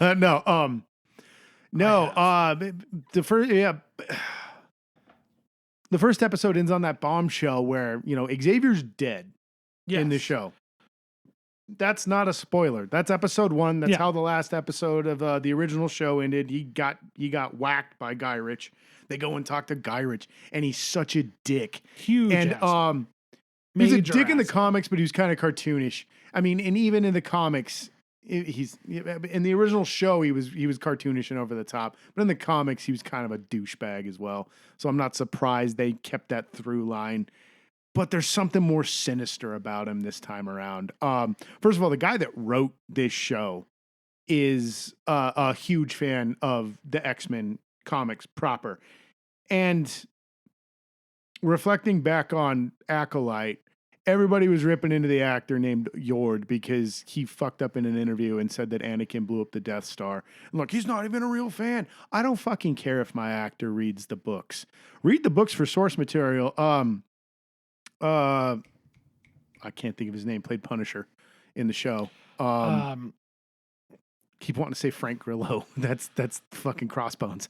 God damn it, dude. Okay, the guy that played Punisher in the show. Yes. Became a huge Punisher fan. By being on the show, reading the comics, trying to get as Frank Castle as he could. By all means, become a fan because you are interested. That's what Hugh Jackman did it. He'd never read an X-Men comic in his life. And apparently Bryan Singer banned comics on the set. He didn't want anybody doing it. So Hugh Jackman had a PA sneaking in books. Yeah. Um, I hate that I have to do this when I'm talking about Bryan fucking Singer. well, there's a lot of problems with Bryan because fucking let's Singer. be real, he's a fucking terrible, terrible person. Oh, he's a horrible human the being. pedophile, Yeah. Alleged, but terrible guy. However, I do somewhat agree, and this is always a thing that comes up. I do somewhat agree with creative leads, like writers and directors, not wanting their actors to go too far into the wrong source material, because you end up with fucking Henry Cavill. with the Henry Cavill. Well, and I guess problem. the guy that wrote this show was on The Witcher and was also a big problem as well. Okay. But that's Holy but shit, that's, it's a full circle. but fucking that's where thing we here. get into the weeds with like the why he was fired and stuff like that. And no one knows why. They're not talking about it. Some people say it's because the dude apparently has an OnlyFans page. And then other people are saying because he was a nightmare to work with and stuff. But I would much rather have my writers know what they're talking about than my actors. Agreed. Yes, by all means, do your research as an actor. Learn who you're being. Practice. Learn from whoever you got to learn from. But writing is where the core is, and the writing in this is the X-Men that I grew up reading. It's Chris Claremont. It's Scott Lobdell, and I know Scott Lobdell. Anybody that listens to this that's a comic fan, one rando in like New Jersey or whatever, maybe. I don't know. I know he's a hot button issue, and a lot of people apparently didn't like his run, but that was the run that I started with, and I thought it was awesome. And it's more or less the run that the show was based off of, because Claremont left the book because he couldn't work with Jim Lee, because Jim Lee wanted it to be more money driven, and Claremont wanted to tell the tale that he'd been telling for a decade and a half. Longest run on any comic. As far as I remember, I think Claremont wrote a book for the longest time. Chris Claremont's an incredible writer. If you are at all interested in any of the X-Men and want to find out the origins, I entreat you to find a way to find all of Chris Claremont's run and discover why the X-Men that you like so well are the X-Men that you like. Because without Chris Claremont, we would not be watching X-Men 97. We would not be watching X-Men 1 through 7, 8. You wouldn't have gotten the Wolverine movies. You wouldn't. I was gonna say allegedly 10. I don't know. Yeah, it's Chris Claremont is incredibly important to the X-Men. He's the one that instilled a lot of what is in this show. Because Stan Lee. I'm getting too fucking. I'm getting way off track. I gotta focus up. Okay, here we go. Come on, Michael Bolton. Yeah. We're gonna need you to focus up here. I know you're a huge cinephile. Yeah.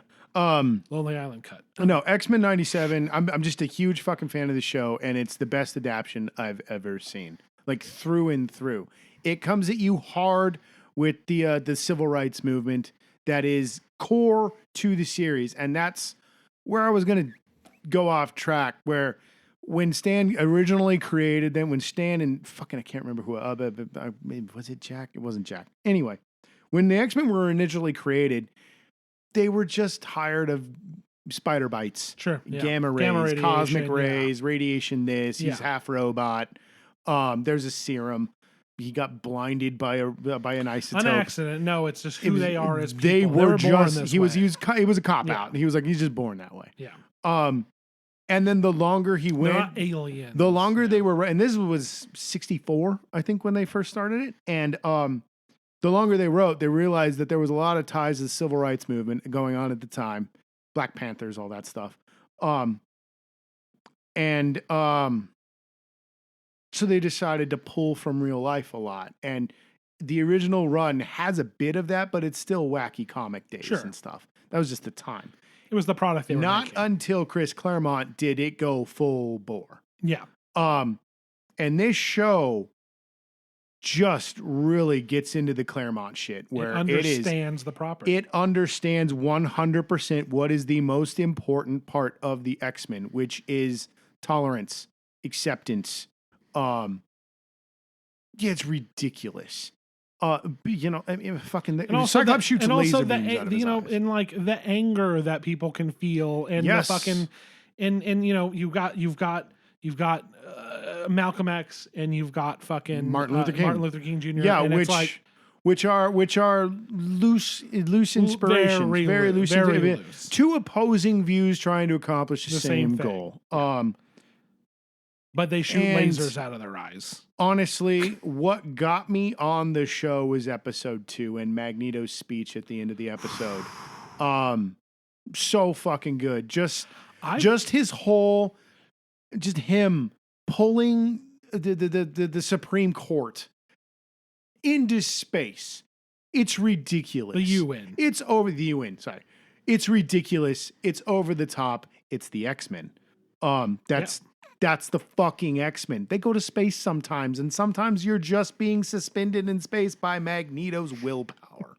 And just that whole, like, him hovering over Executioner. By the way, fucking huge credit to them for pulling a B-rate, like fucking a D-rate Executioner out, dude.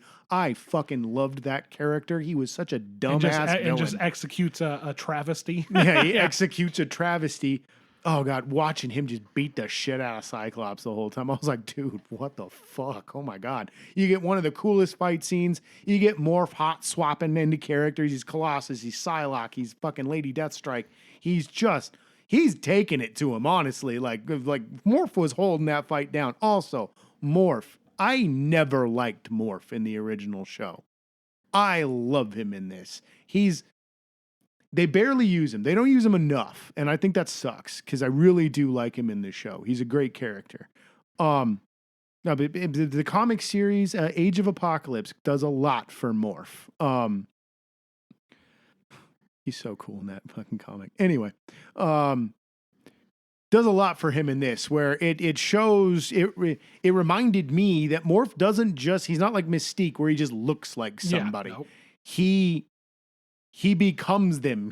Their powers are his powers. And it's really cool watching him throughout the whole show. It did kind of suck because the trailer showed Colossus and Ileana, his sister, Magic, she's out there. And I got excited thinking like, oh shit, we're going to get everybody in this. And it's just your base characters from the original show mostly. Fantastic shit though, dude. But great use of Morph. Really, really cool. I liked one episode where Wolverine tells him to belly up, so he turns into the Blob, and Logan jumps off his stomach and takes out a Sentinel. It's fucking sick. Dude, the Sentinel fights are horrible. Dude, this show does a lot for Sentinels. They're definitely a force to be reckoned with, and that's awesome. I'm gonna jump in real quick. So you're right. That was the time. That was when like shit. Yeah.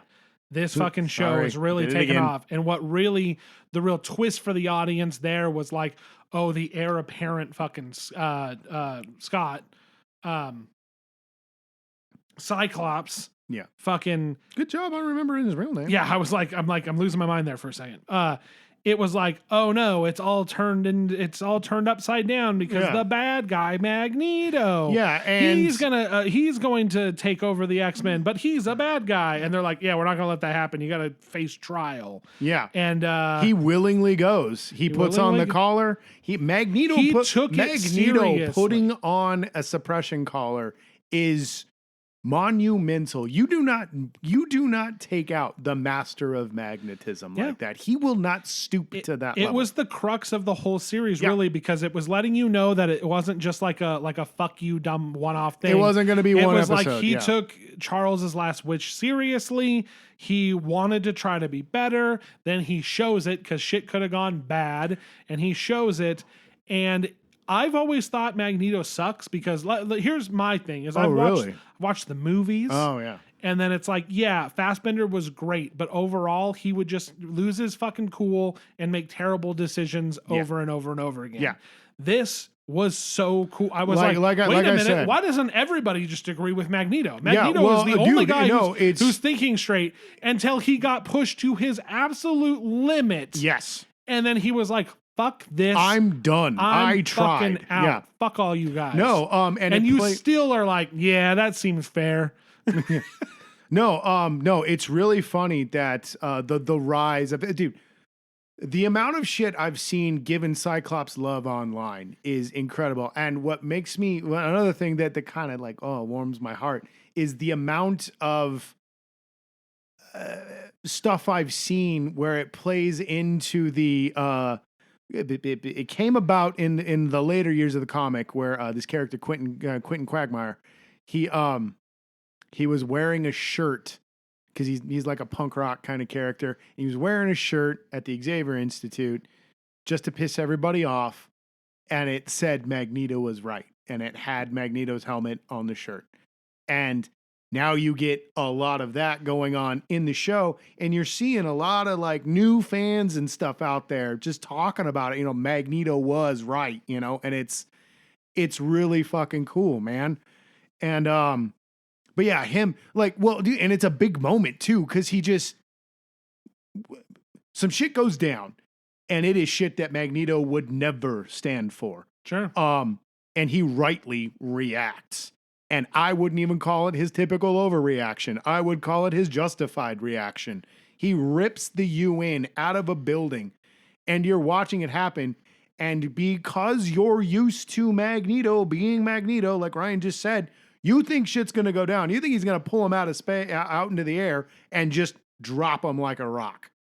Because he grabs Executioner, he grabs the UN Council. And then have somebody be like, oh, fucking Eric, what have you done? Yeah, oh no, and then he's like, fuck you, I'm Magneto. No, he's measured the entire... He goes up there and he shows them the world and gives them this so Eric speech where it's threatening, it's menacing, but it's poignant, and he makes sense. And that's fucking Eric Lyncher Magnus. He's just the whole, when he hovers over Executioner and he starts, bigot, a sycophant, I could crush you right now and it wouldn't take me a thought. And I was watching that scene the other day and I was thinking about the status of the MCU. You introduce Magneto in there. He's a fucking god. They have in that world. They have never faced anything like that. Loki, not even Loki came close to what Magneto can do. Yeah. He shuts down the entire fucking world with minimal effort in that show. Mm-hmm. An EMP like, just yeah, takes everything out. You've got Thanos, but he needed a glove to do half the shit that even he though did. Just him with a big sword was equally as terrible. Well, yeah, but he had that sword and a fucking army and a giant fucking Star Destroyer. I'm sorry, dude. You put Magneto on that planet. You've heard that nitpick too many times. Fucked. Yeah. I'm sorry, man. I also don't care, but I love that fucking Infinity Gauntlet Thanos and that Thanos aren't too far apart. Scarlet Witch almost fucking dropped him. Sure. Like if he hadn't opened up. Well, let's also not forget that even almost full power Infinity Gauntlet was taken down by Iron Man and Spider-Man and Mantis. Star-Lord. Star-Lord, who didn't help. No, dude. Honestly, everything is Star-Lord's fault. Yes. No one talks about that. Peter he got away fucked with it. up. Yeah, he really did. No, but no, he does all that moping he did in the third movie, well deserved. You did. Oh, that. absolutely. That was your Everything fault. is your fault. She was already dead by that point. Actually, I forgot. That's why he got mad. She was dead and Sorry, back. she was already dead by that point. No, Never but mind. everything he says in that scene, it's just, and the last bit of it where he's talking about, he's like, I'm not even asking for conquest. I'm not asking for you to recognize that we're the future. I just want you to realize that this is the earth and we are all denizens of it. He starts talking like Charles and you realize, and it's the last part of it. He's just like, I could kill all of you pretty much right now. Yeah, it's over. He said, and he says, but I'm trying to be better. Mm-hmm. the just the words "don't make me let you down," because it's like he is prepared. It lets you know that it can happen whenever. And that's what the whole series is about, honestly, is they just keep fucking up. And Eric just keeps taking it on the chin. And then the final straw how many is... chances do we give them to change, right? Yeah. And it's also fun to watch. And I think that's what he says at the end. Oh, no, he says it at one point. On the lake with Charles, where he's like, "Is this really the cost of walking the path of righteousness? Then I'm not going to do it anymore." Yeah. It's, dude. Because, and all the people that were like, "We're going with him," I was like, "Good call." Yeah. No. It's cool because it's not just him dealing with that, especially what happens in Genosha and stuff. Oh, and God. you had Scott giving that interview where he lost his cool and he said that you're all alive because we allow it. Oh, God. You're like, shit, he's losing his mind. Oh my God. What did he say? It's something along the lines of like, you should thank me every day you're alive. Yeah. Because like they have done so much. They could have fucking just not done anything. And it's 100% true, especially in the world of the X-Men from the 90s. It's them standing against the tide of evolution. Sure. Within that world, you do still have Iron Man, Captain America, Spider-Man, Daredevil. They all make cameos in the show, but even back in the day, you had Logan working with Cap. And Iron Man, I think, showed up in one episode. The Fantastic Four, all of the old 90s animated series exist within the same world. Yeah. And there were a couple tie-ins somehow in some way at the time. But honestly, you have no one but the X-Men to thank for your daily life. Sure, the Avengers are going to stop an alien invasion. They're going to stop Hydra. These guys are keeping...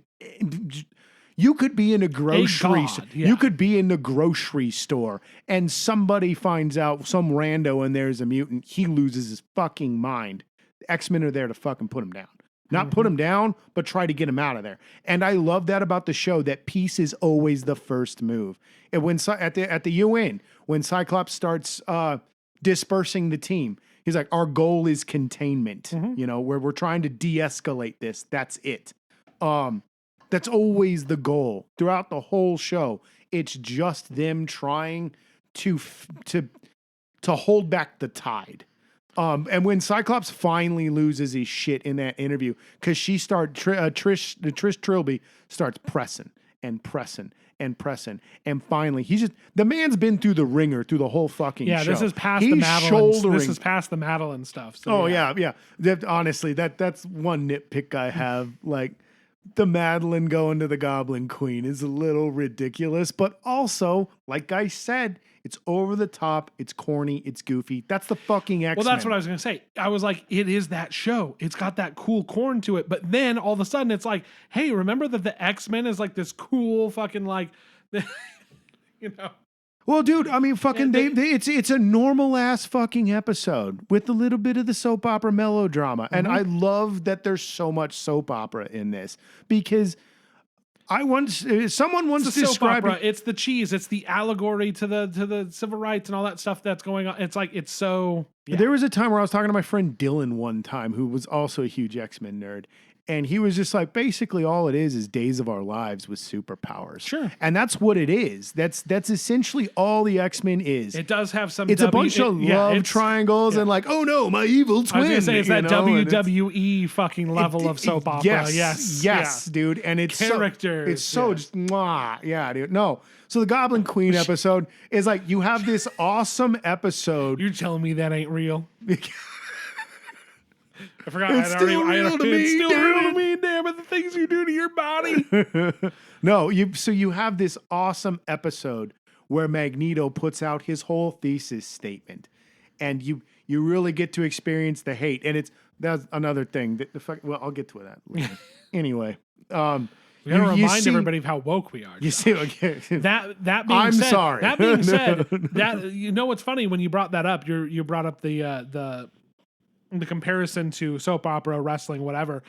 Were you ever into professional wrestling? Oh yeah, growing up, dude. Jake the Snake. Okay, good. Okay, fucking hell yeah. Jake the Snake, Randy Savage, fucking huge fan. But as a child, as most people should be. Yeah. Okay. Well, no, dude. I've honestly thought a couple times about like, man, maybe I'm gonna start watching it again. I've watched some AEW. AEW is kind of the shit, dude. Right. I've seen it a couple times. All right, man. We'll move on from there. We don't want to go too far down that road. No. But it's funny, and this is how the comic worked too, because you would have an issue like episode 2, where they get like, I mean, you would basically read all of God Loves, Man Kills, and then the next episode, Kitty Pryde finds a magical dragon, and it becomes her pet. You know. Yeah. Let's not forget we had the Jubilee Mantendo. Or whatever honestly, probably the weakest episode of the series. Sure. But still, but it felt like the show again. Yeah. Well, dude, and then my other nitpick on that episode is fucking. I wish the whole thing had been done as an 16-bit beat 'em up. Yeah. Because they do a little bit of it, but I was like, no, this should have been the whole episode. That would have been so sick. It's a missed opportunity. But Jubilee got to see that she could be awesome and doesn't just do fireworks out of yeah. Oh, yeah. Well, and then later in the show, fucking, it's funny. Another time, talking about new fans and stuff, seeing shit online where they replay the final episode and all the shit that Jubilee was doing and kind of taking it to Bastion and for a bit, because like Jubilee's not going to last against Bastion. But like she was actually putting the hurt on him for a bit there. And people are like, I didn't know Jubilee was badass. I'm like, yeah, Jubilee's fucking cool. You know, like she kind of sucks, but she's another character that came out in the late 80s, early 90s, and they've struggled with her. Gambit is another one that has unfortunately suffered over the years, that they're just like, oh, well, we don't know what to do with him. He looks kind of like a 90s character. It's like, then just update his fucking costume. He's still Remy LeBeau, and people still show up for Remy LeBeau. Fuck you. Gambit's the shit. Especially in this fucking show. There are so many there's so many scenes. It's almost impossible to talk about the show because every episode it's like all of a sudden it's like now there's this character moment between these two characters and it calls back to something else and it goes forward and that comes up 2 episodes later. They give everybody so much due. It's insane when at the core of it it's like, yeah, you've got Cyclops, Magneto, and fucking Rogue, I guess. Rogue, yeah. Rogue, yeah, definitely, yeah. Rogue's a main kid. Storm, yeah.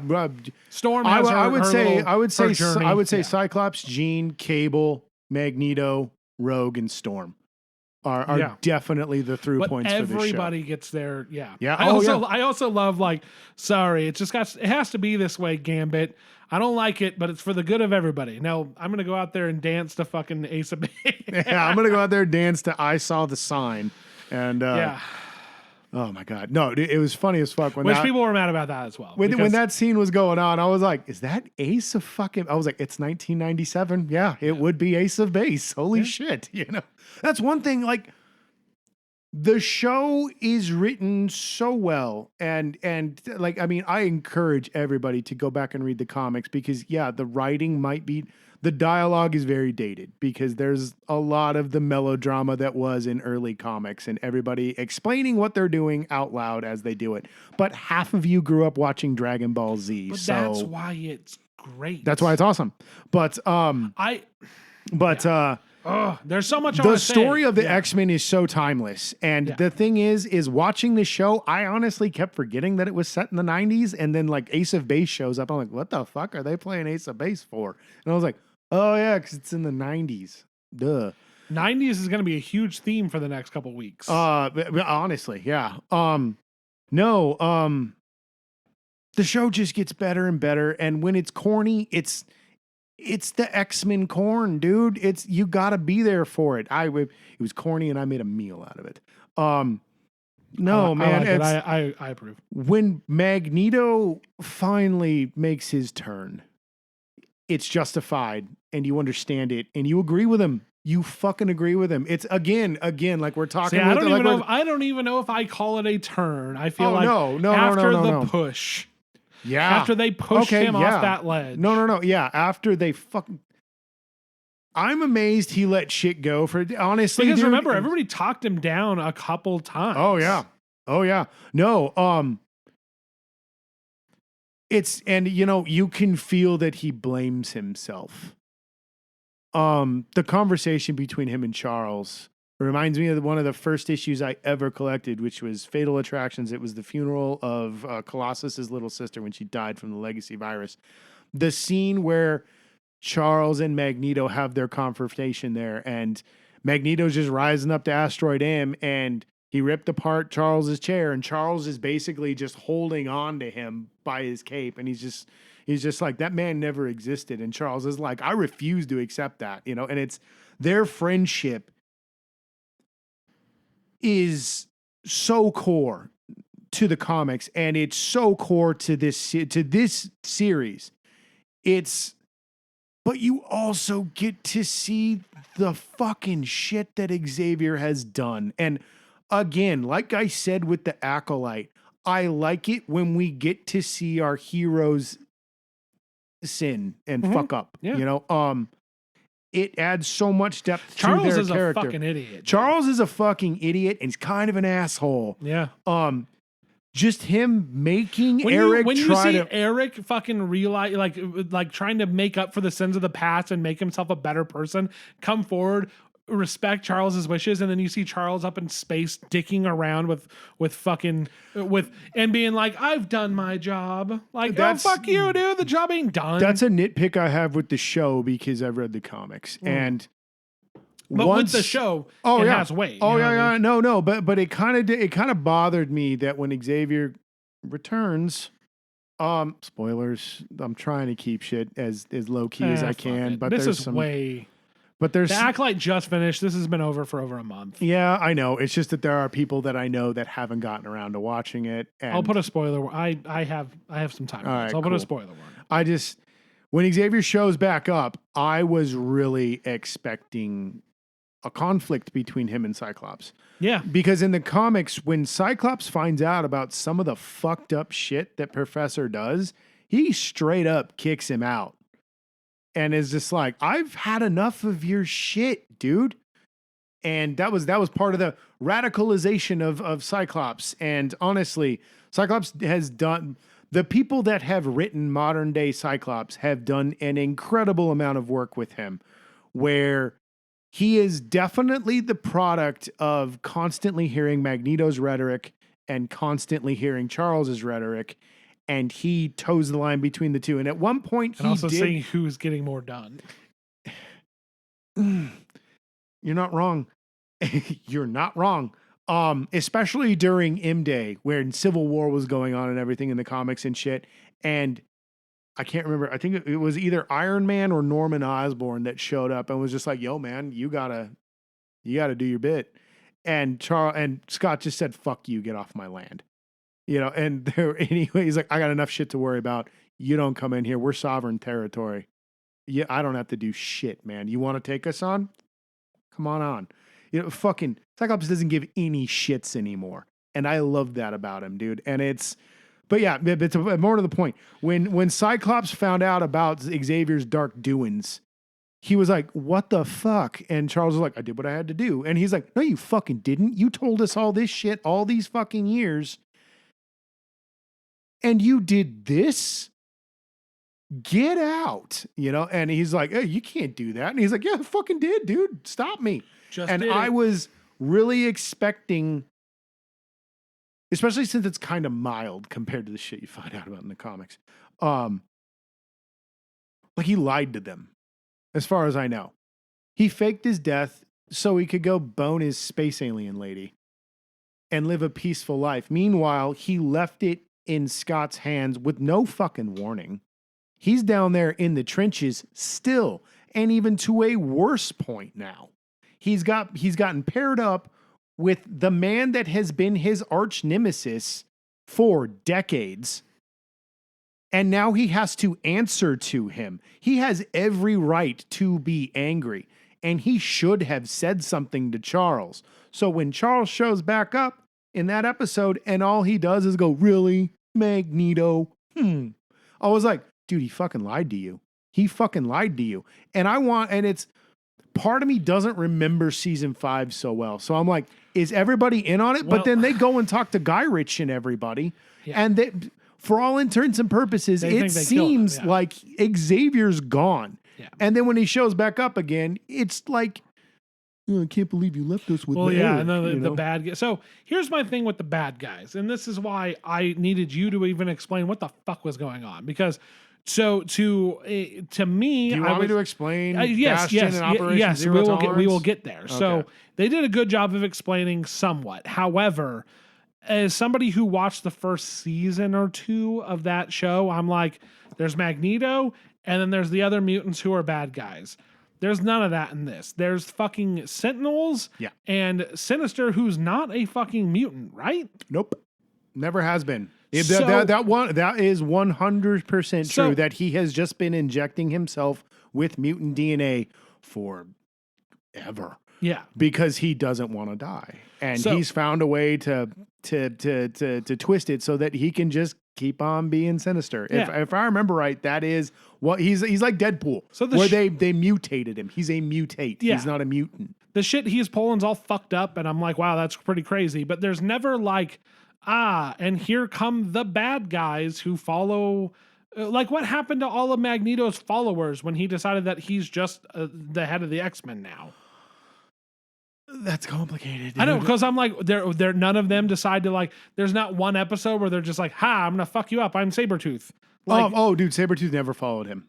That is 100% never. That is never. He was never, as far as I recall, he was never a Brotherhood. I'm watching the opening of X-Men '97, and I watched. Well, you also got Lady Deathstrike. I watched the mutants run at each other. Where's that? Where's the right side? Where's the right? Where are those guys? Lady Deathstrike was never in the Brotherhood. Sabretooth, I think he was loosely affiliated with them sometimes. He was also loosely affiliated with the Marauders. Basically, if you paid Victor Creed enough money, he was on your side. Yeah. And especially if he got to fuck with Logan.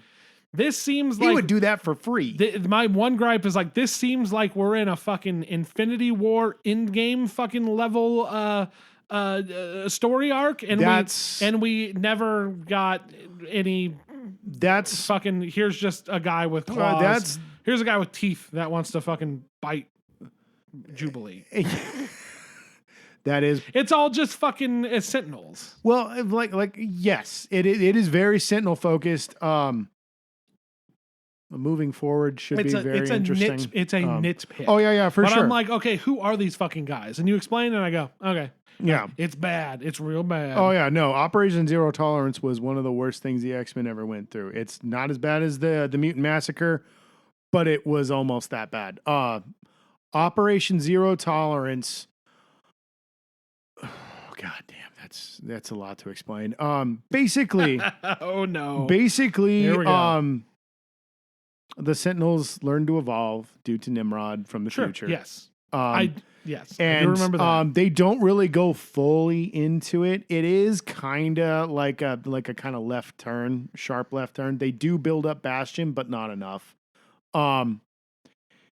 Basically, the X-Men are dealing with what they're calling Prime Sentinels, and in the comics. We're talking comics, and for like a good solid year or two, it's just anyone, anywhere, anytime can become a Sentinel.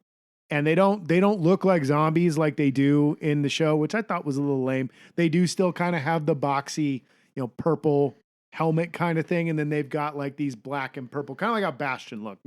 They all kind of have that suit basically to them, and they morph into them basically. It's all nanobots and shit like that.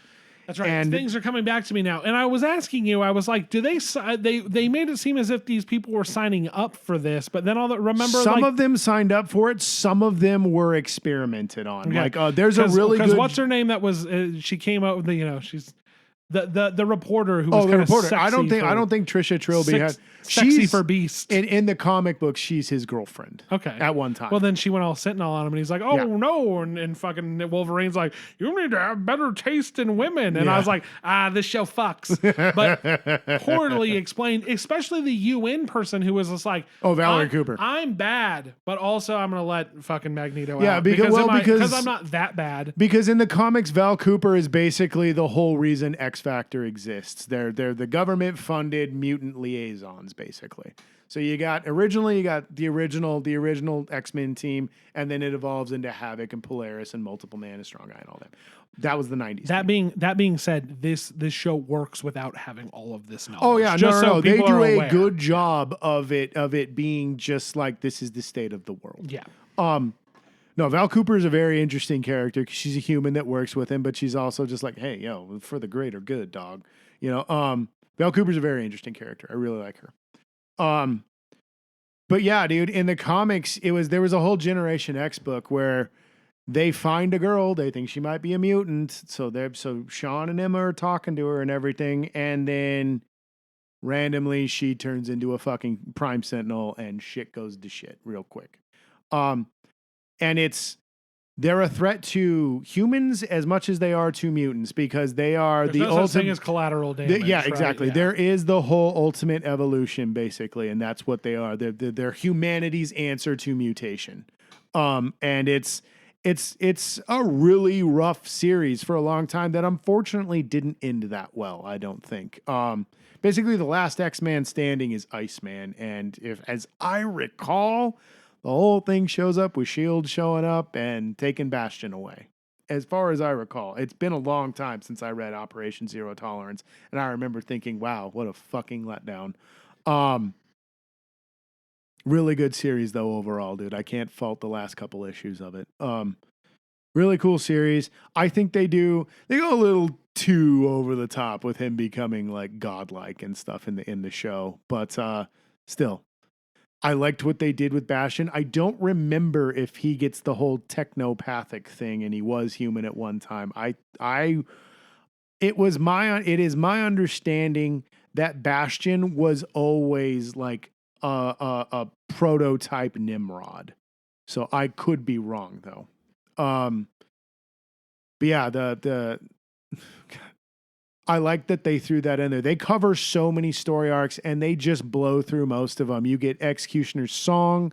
You get, I can't remember the name of it. It was under Grant Morrison's writing where Genosha gets wiped out by a fucking Franken Sentinel. I can't remember what they called it.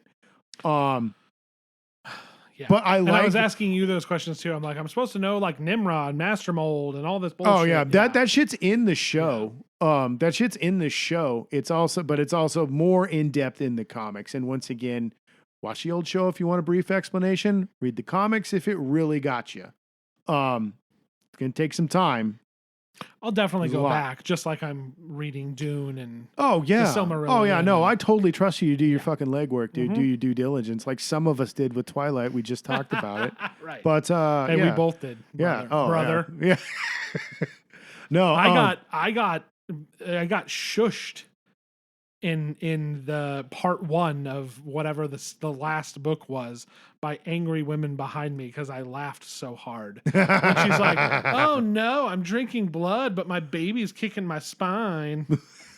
Abortions are bad." I'm like, "Oh my fucking God."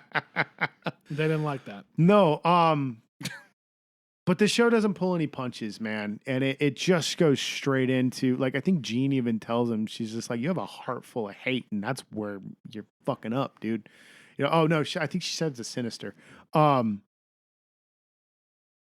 Cables. Sinister seems like a bad dude. Oh, Sinister is one of my favorite X-Men villains. He's just an asshole. He just wants to experiment on everybody, and not even for science. Just for his own personal he kidnapped gain. a baby. Yeah. And was like, what if we made this baby a robot? Yeah, he's a dick, dude. He's a fucking dick. Seems kind of fucked up, dude. Needless to say, I'm going to wrap it up real quick. I've talked way too much about the show. It is the best adaptation of the X-Men that has ever been made. It's the best Magneto you're ever going to see. Bar none. Bar none. Nothing is an exception to this. And, maybe somebody wants to fight me on it, but I got the years, dog. I put in the legwork. At me. No, for sure. I'll fight you. No. I mean, just like when I was talking about the Acolyte, I was like, a lot of the things people are complaining about are from previous canon things. comics, video games, whatever. No, But, and I yeah. know this show has gotten some hate, but I do love that the X-Men community, those of us who have been around for a cool fucking minute, are just like, yeah, motherfucker, welcome to the X-Men. Yeah. Because everybody's complaining about like it going woke. And I'm like, you don't know shit about the fucking X-Men, my guy, dude. And we've said it several times. I don't know if we've said it on mic. We have, but- no, because we talked about it a bit with New Mutants, dude, where people doesn't- were mad about the lesbian relationship. yeah. And it's like, yeah, they were supposed to be lesbians the whole fucking time, dude. That's always been a thing. And also, First character, I think, That to ever declare woke himself means- gay was X-Men or Alpha Flight, Yeah. both written by Chris Claremont. woke means absolutely nothing anymore. No, it's it just doesn't. like I said, like when I said, what's the opposite of being canceled? Oh, being called woke. Being called woke, It's yeah. all just nonsense. Yeah. It's just for terminally online idiots Well, and to throw insults at one It's another. easy clickbait, dude. Sure. And it bothers me on like a core level that I see people talking shit about it and acting like they belong with me, you know? And it bugs the shit out of me, dude. It's like I talked about with the Idris Elba being Thor thing. Sure. You know, and it's just like when you realize you're siding with the fucking racists, Mm-hmm. you got to pull back and be like, you know what? No, man, fucking whoever read best. Boom. There you go. Eat a dick. No, it bothers, like, how fucking dare you try to claim to be an X-Men fan and not understand that it was always about equality. It's not like they hid it in the books, you know, Yeah, like right. it's not even like they hid it. And don't tell me that it wasn't like that in the original show, because it was, and it's there. It's toned down it because is. of the time frame that it was in, but it has always been there. And if you can't fucking handle it, get the fuck out, dude. I don't want you around, man. Yeah. Like, dude, I take that shit personal. Man. We talked about it in a previous episode of like the irony of the whole red pill thing, that people take stuff from the Matrix when, like, lo and behold, it was an allegory for sorry, being guys. trans the entire time. Sorry, guys. Yeah. Whoops. It just bugs the shit out of me, dude. Where I'm just like, you don't fucking know the X-Men then, dude. Fuck off. It's people are bitching now because Superman seems friendly. And I'm like, what? I hate to break it to you, but Clark's always been a mama's boy. You know, like he's always been a nice, good dude. He's gonna save your cat and then punch Mongol in the face. You know, like that's the way it is. That I just There's room for both to exist. That's why there are multiple books. Yeah. You know what I mean? Yeah, You have a Spider-Man, and then you have the X-Men, and they are in the same world, but they are achieving different goals. You know Well, what I mean? it's the complaint that everybody's heard me on here complain about people not understanding the Punisher. You cannot put a Blue Lives Matter flag on the back of the Punisher skull. You don't know anything about fucking Frank. Correct. Dude. That shit is stupid. You know, you can't say you're a fan of the X-Men and then be mad because there's an Asian character. Like, sorry guys, that's the fucking X-Men. You know, like, I mean, fucking you Sunfire, Jubilee, fucking The X-Men is about the plight of dealing with prejudice because of the way you were born. They didn't mean to be mutants. Why is that black guy doing Yeah, why is that black guy here? Yeah, dude, fucking. It's almost funny. And what's funny, and the thing is I don't think that that's how most people are. I think it's just No, it isn't. morons It's like that I have said, a yeah, phone. it's a select group of people, dude, but they are so fucking loud and it just makes me mad, dude. Like, get the fuck out of my fandom, dude. Like, God, yeah. We could get rid of the assholes out of the fandoms. That'd be great. yeah, dude. And I mean, I'm not trying to harp and go back to my fucking rant about the Acolyte, dude. But like at the same time, like eat a fucking dick, man. You know, like you can't handle it. It's not for you. Then go find something else. Sorry, your shit's not as cool. Go find something else. Good luck. Yeah. Yeah. Not my fault. Your shit sucks, bro. Good luck. Anyway, I agree with everything Josh said. Sorry I went on for so long. I'm gonna leave it at that. And when I chimed in a couple of times to talk about like some of my little gripes as more of a layman, and again I'm more of an intermediate X-Men fan. It fucks. It just fucks. I rambled. I've had a little too much twisted. Yeah, tea. we've been getting a little twisted. Wait until we talk about Twister. Extra twisted. Everybody in the club getting We twisty. snuck in so many Twisters tea. Oh my God. We tried to see it this weekend. No tickets were available. It seems like it's big. It yeah, seems like it it's looks big. like it's fucking. We're just gonna finish this up and go see it. So Josh is like, please no. I was like right now? No, it's a pee. Yeah, we're gonna call it there. Fucking what a great episode. Thank you, Josh. Yeah, sorry I rambled. You're good. Yeah. No, I enjoyed it. Okay. I did. Thank you. You can find us on all major dealies, including Spotify, Apple Podcasts. There's no such thing as Google Podcasts. We are on Amazon Music. Yes. Are we?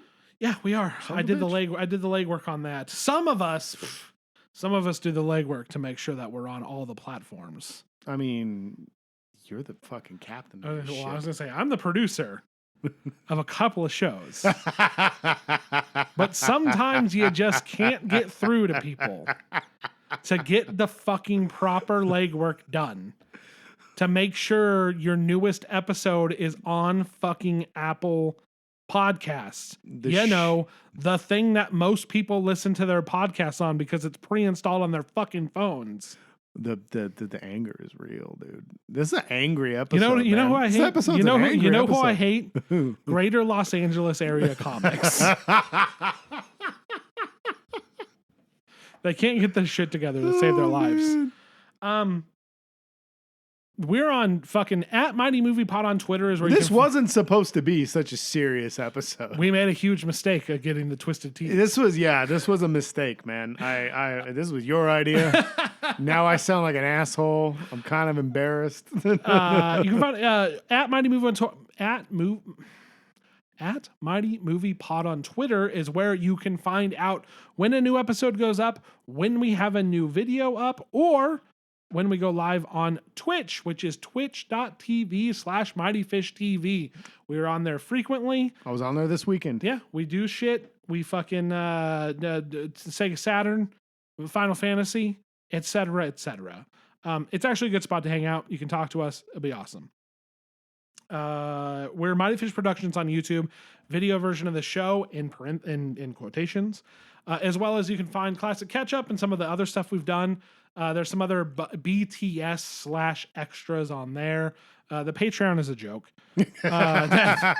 in case you didn't get that. But we will be on Instagram. Look at the description of this video and see if it's done. Yeah. So that'll be it. We're going to be back next week with Long Legs, Yes. a fucking hit, a surprise hit. Yeah. Marketing went a long way on that one. And also Definitely. a little bit of a spoiler. Maybe they made a movie there. And also Twisters. Don't know how that is, but you'll find out next week. Yeah, we're about to find out. That's it. What a hey. Woo! We did it, guys. We did it. Two in a row. Honestly, 2 in a row. Honestly, 2 in a row. And Two in this a and this row. one's bringing me back. This one's bringing me back to why we did this. Yep. All right, everybody.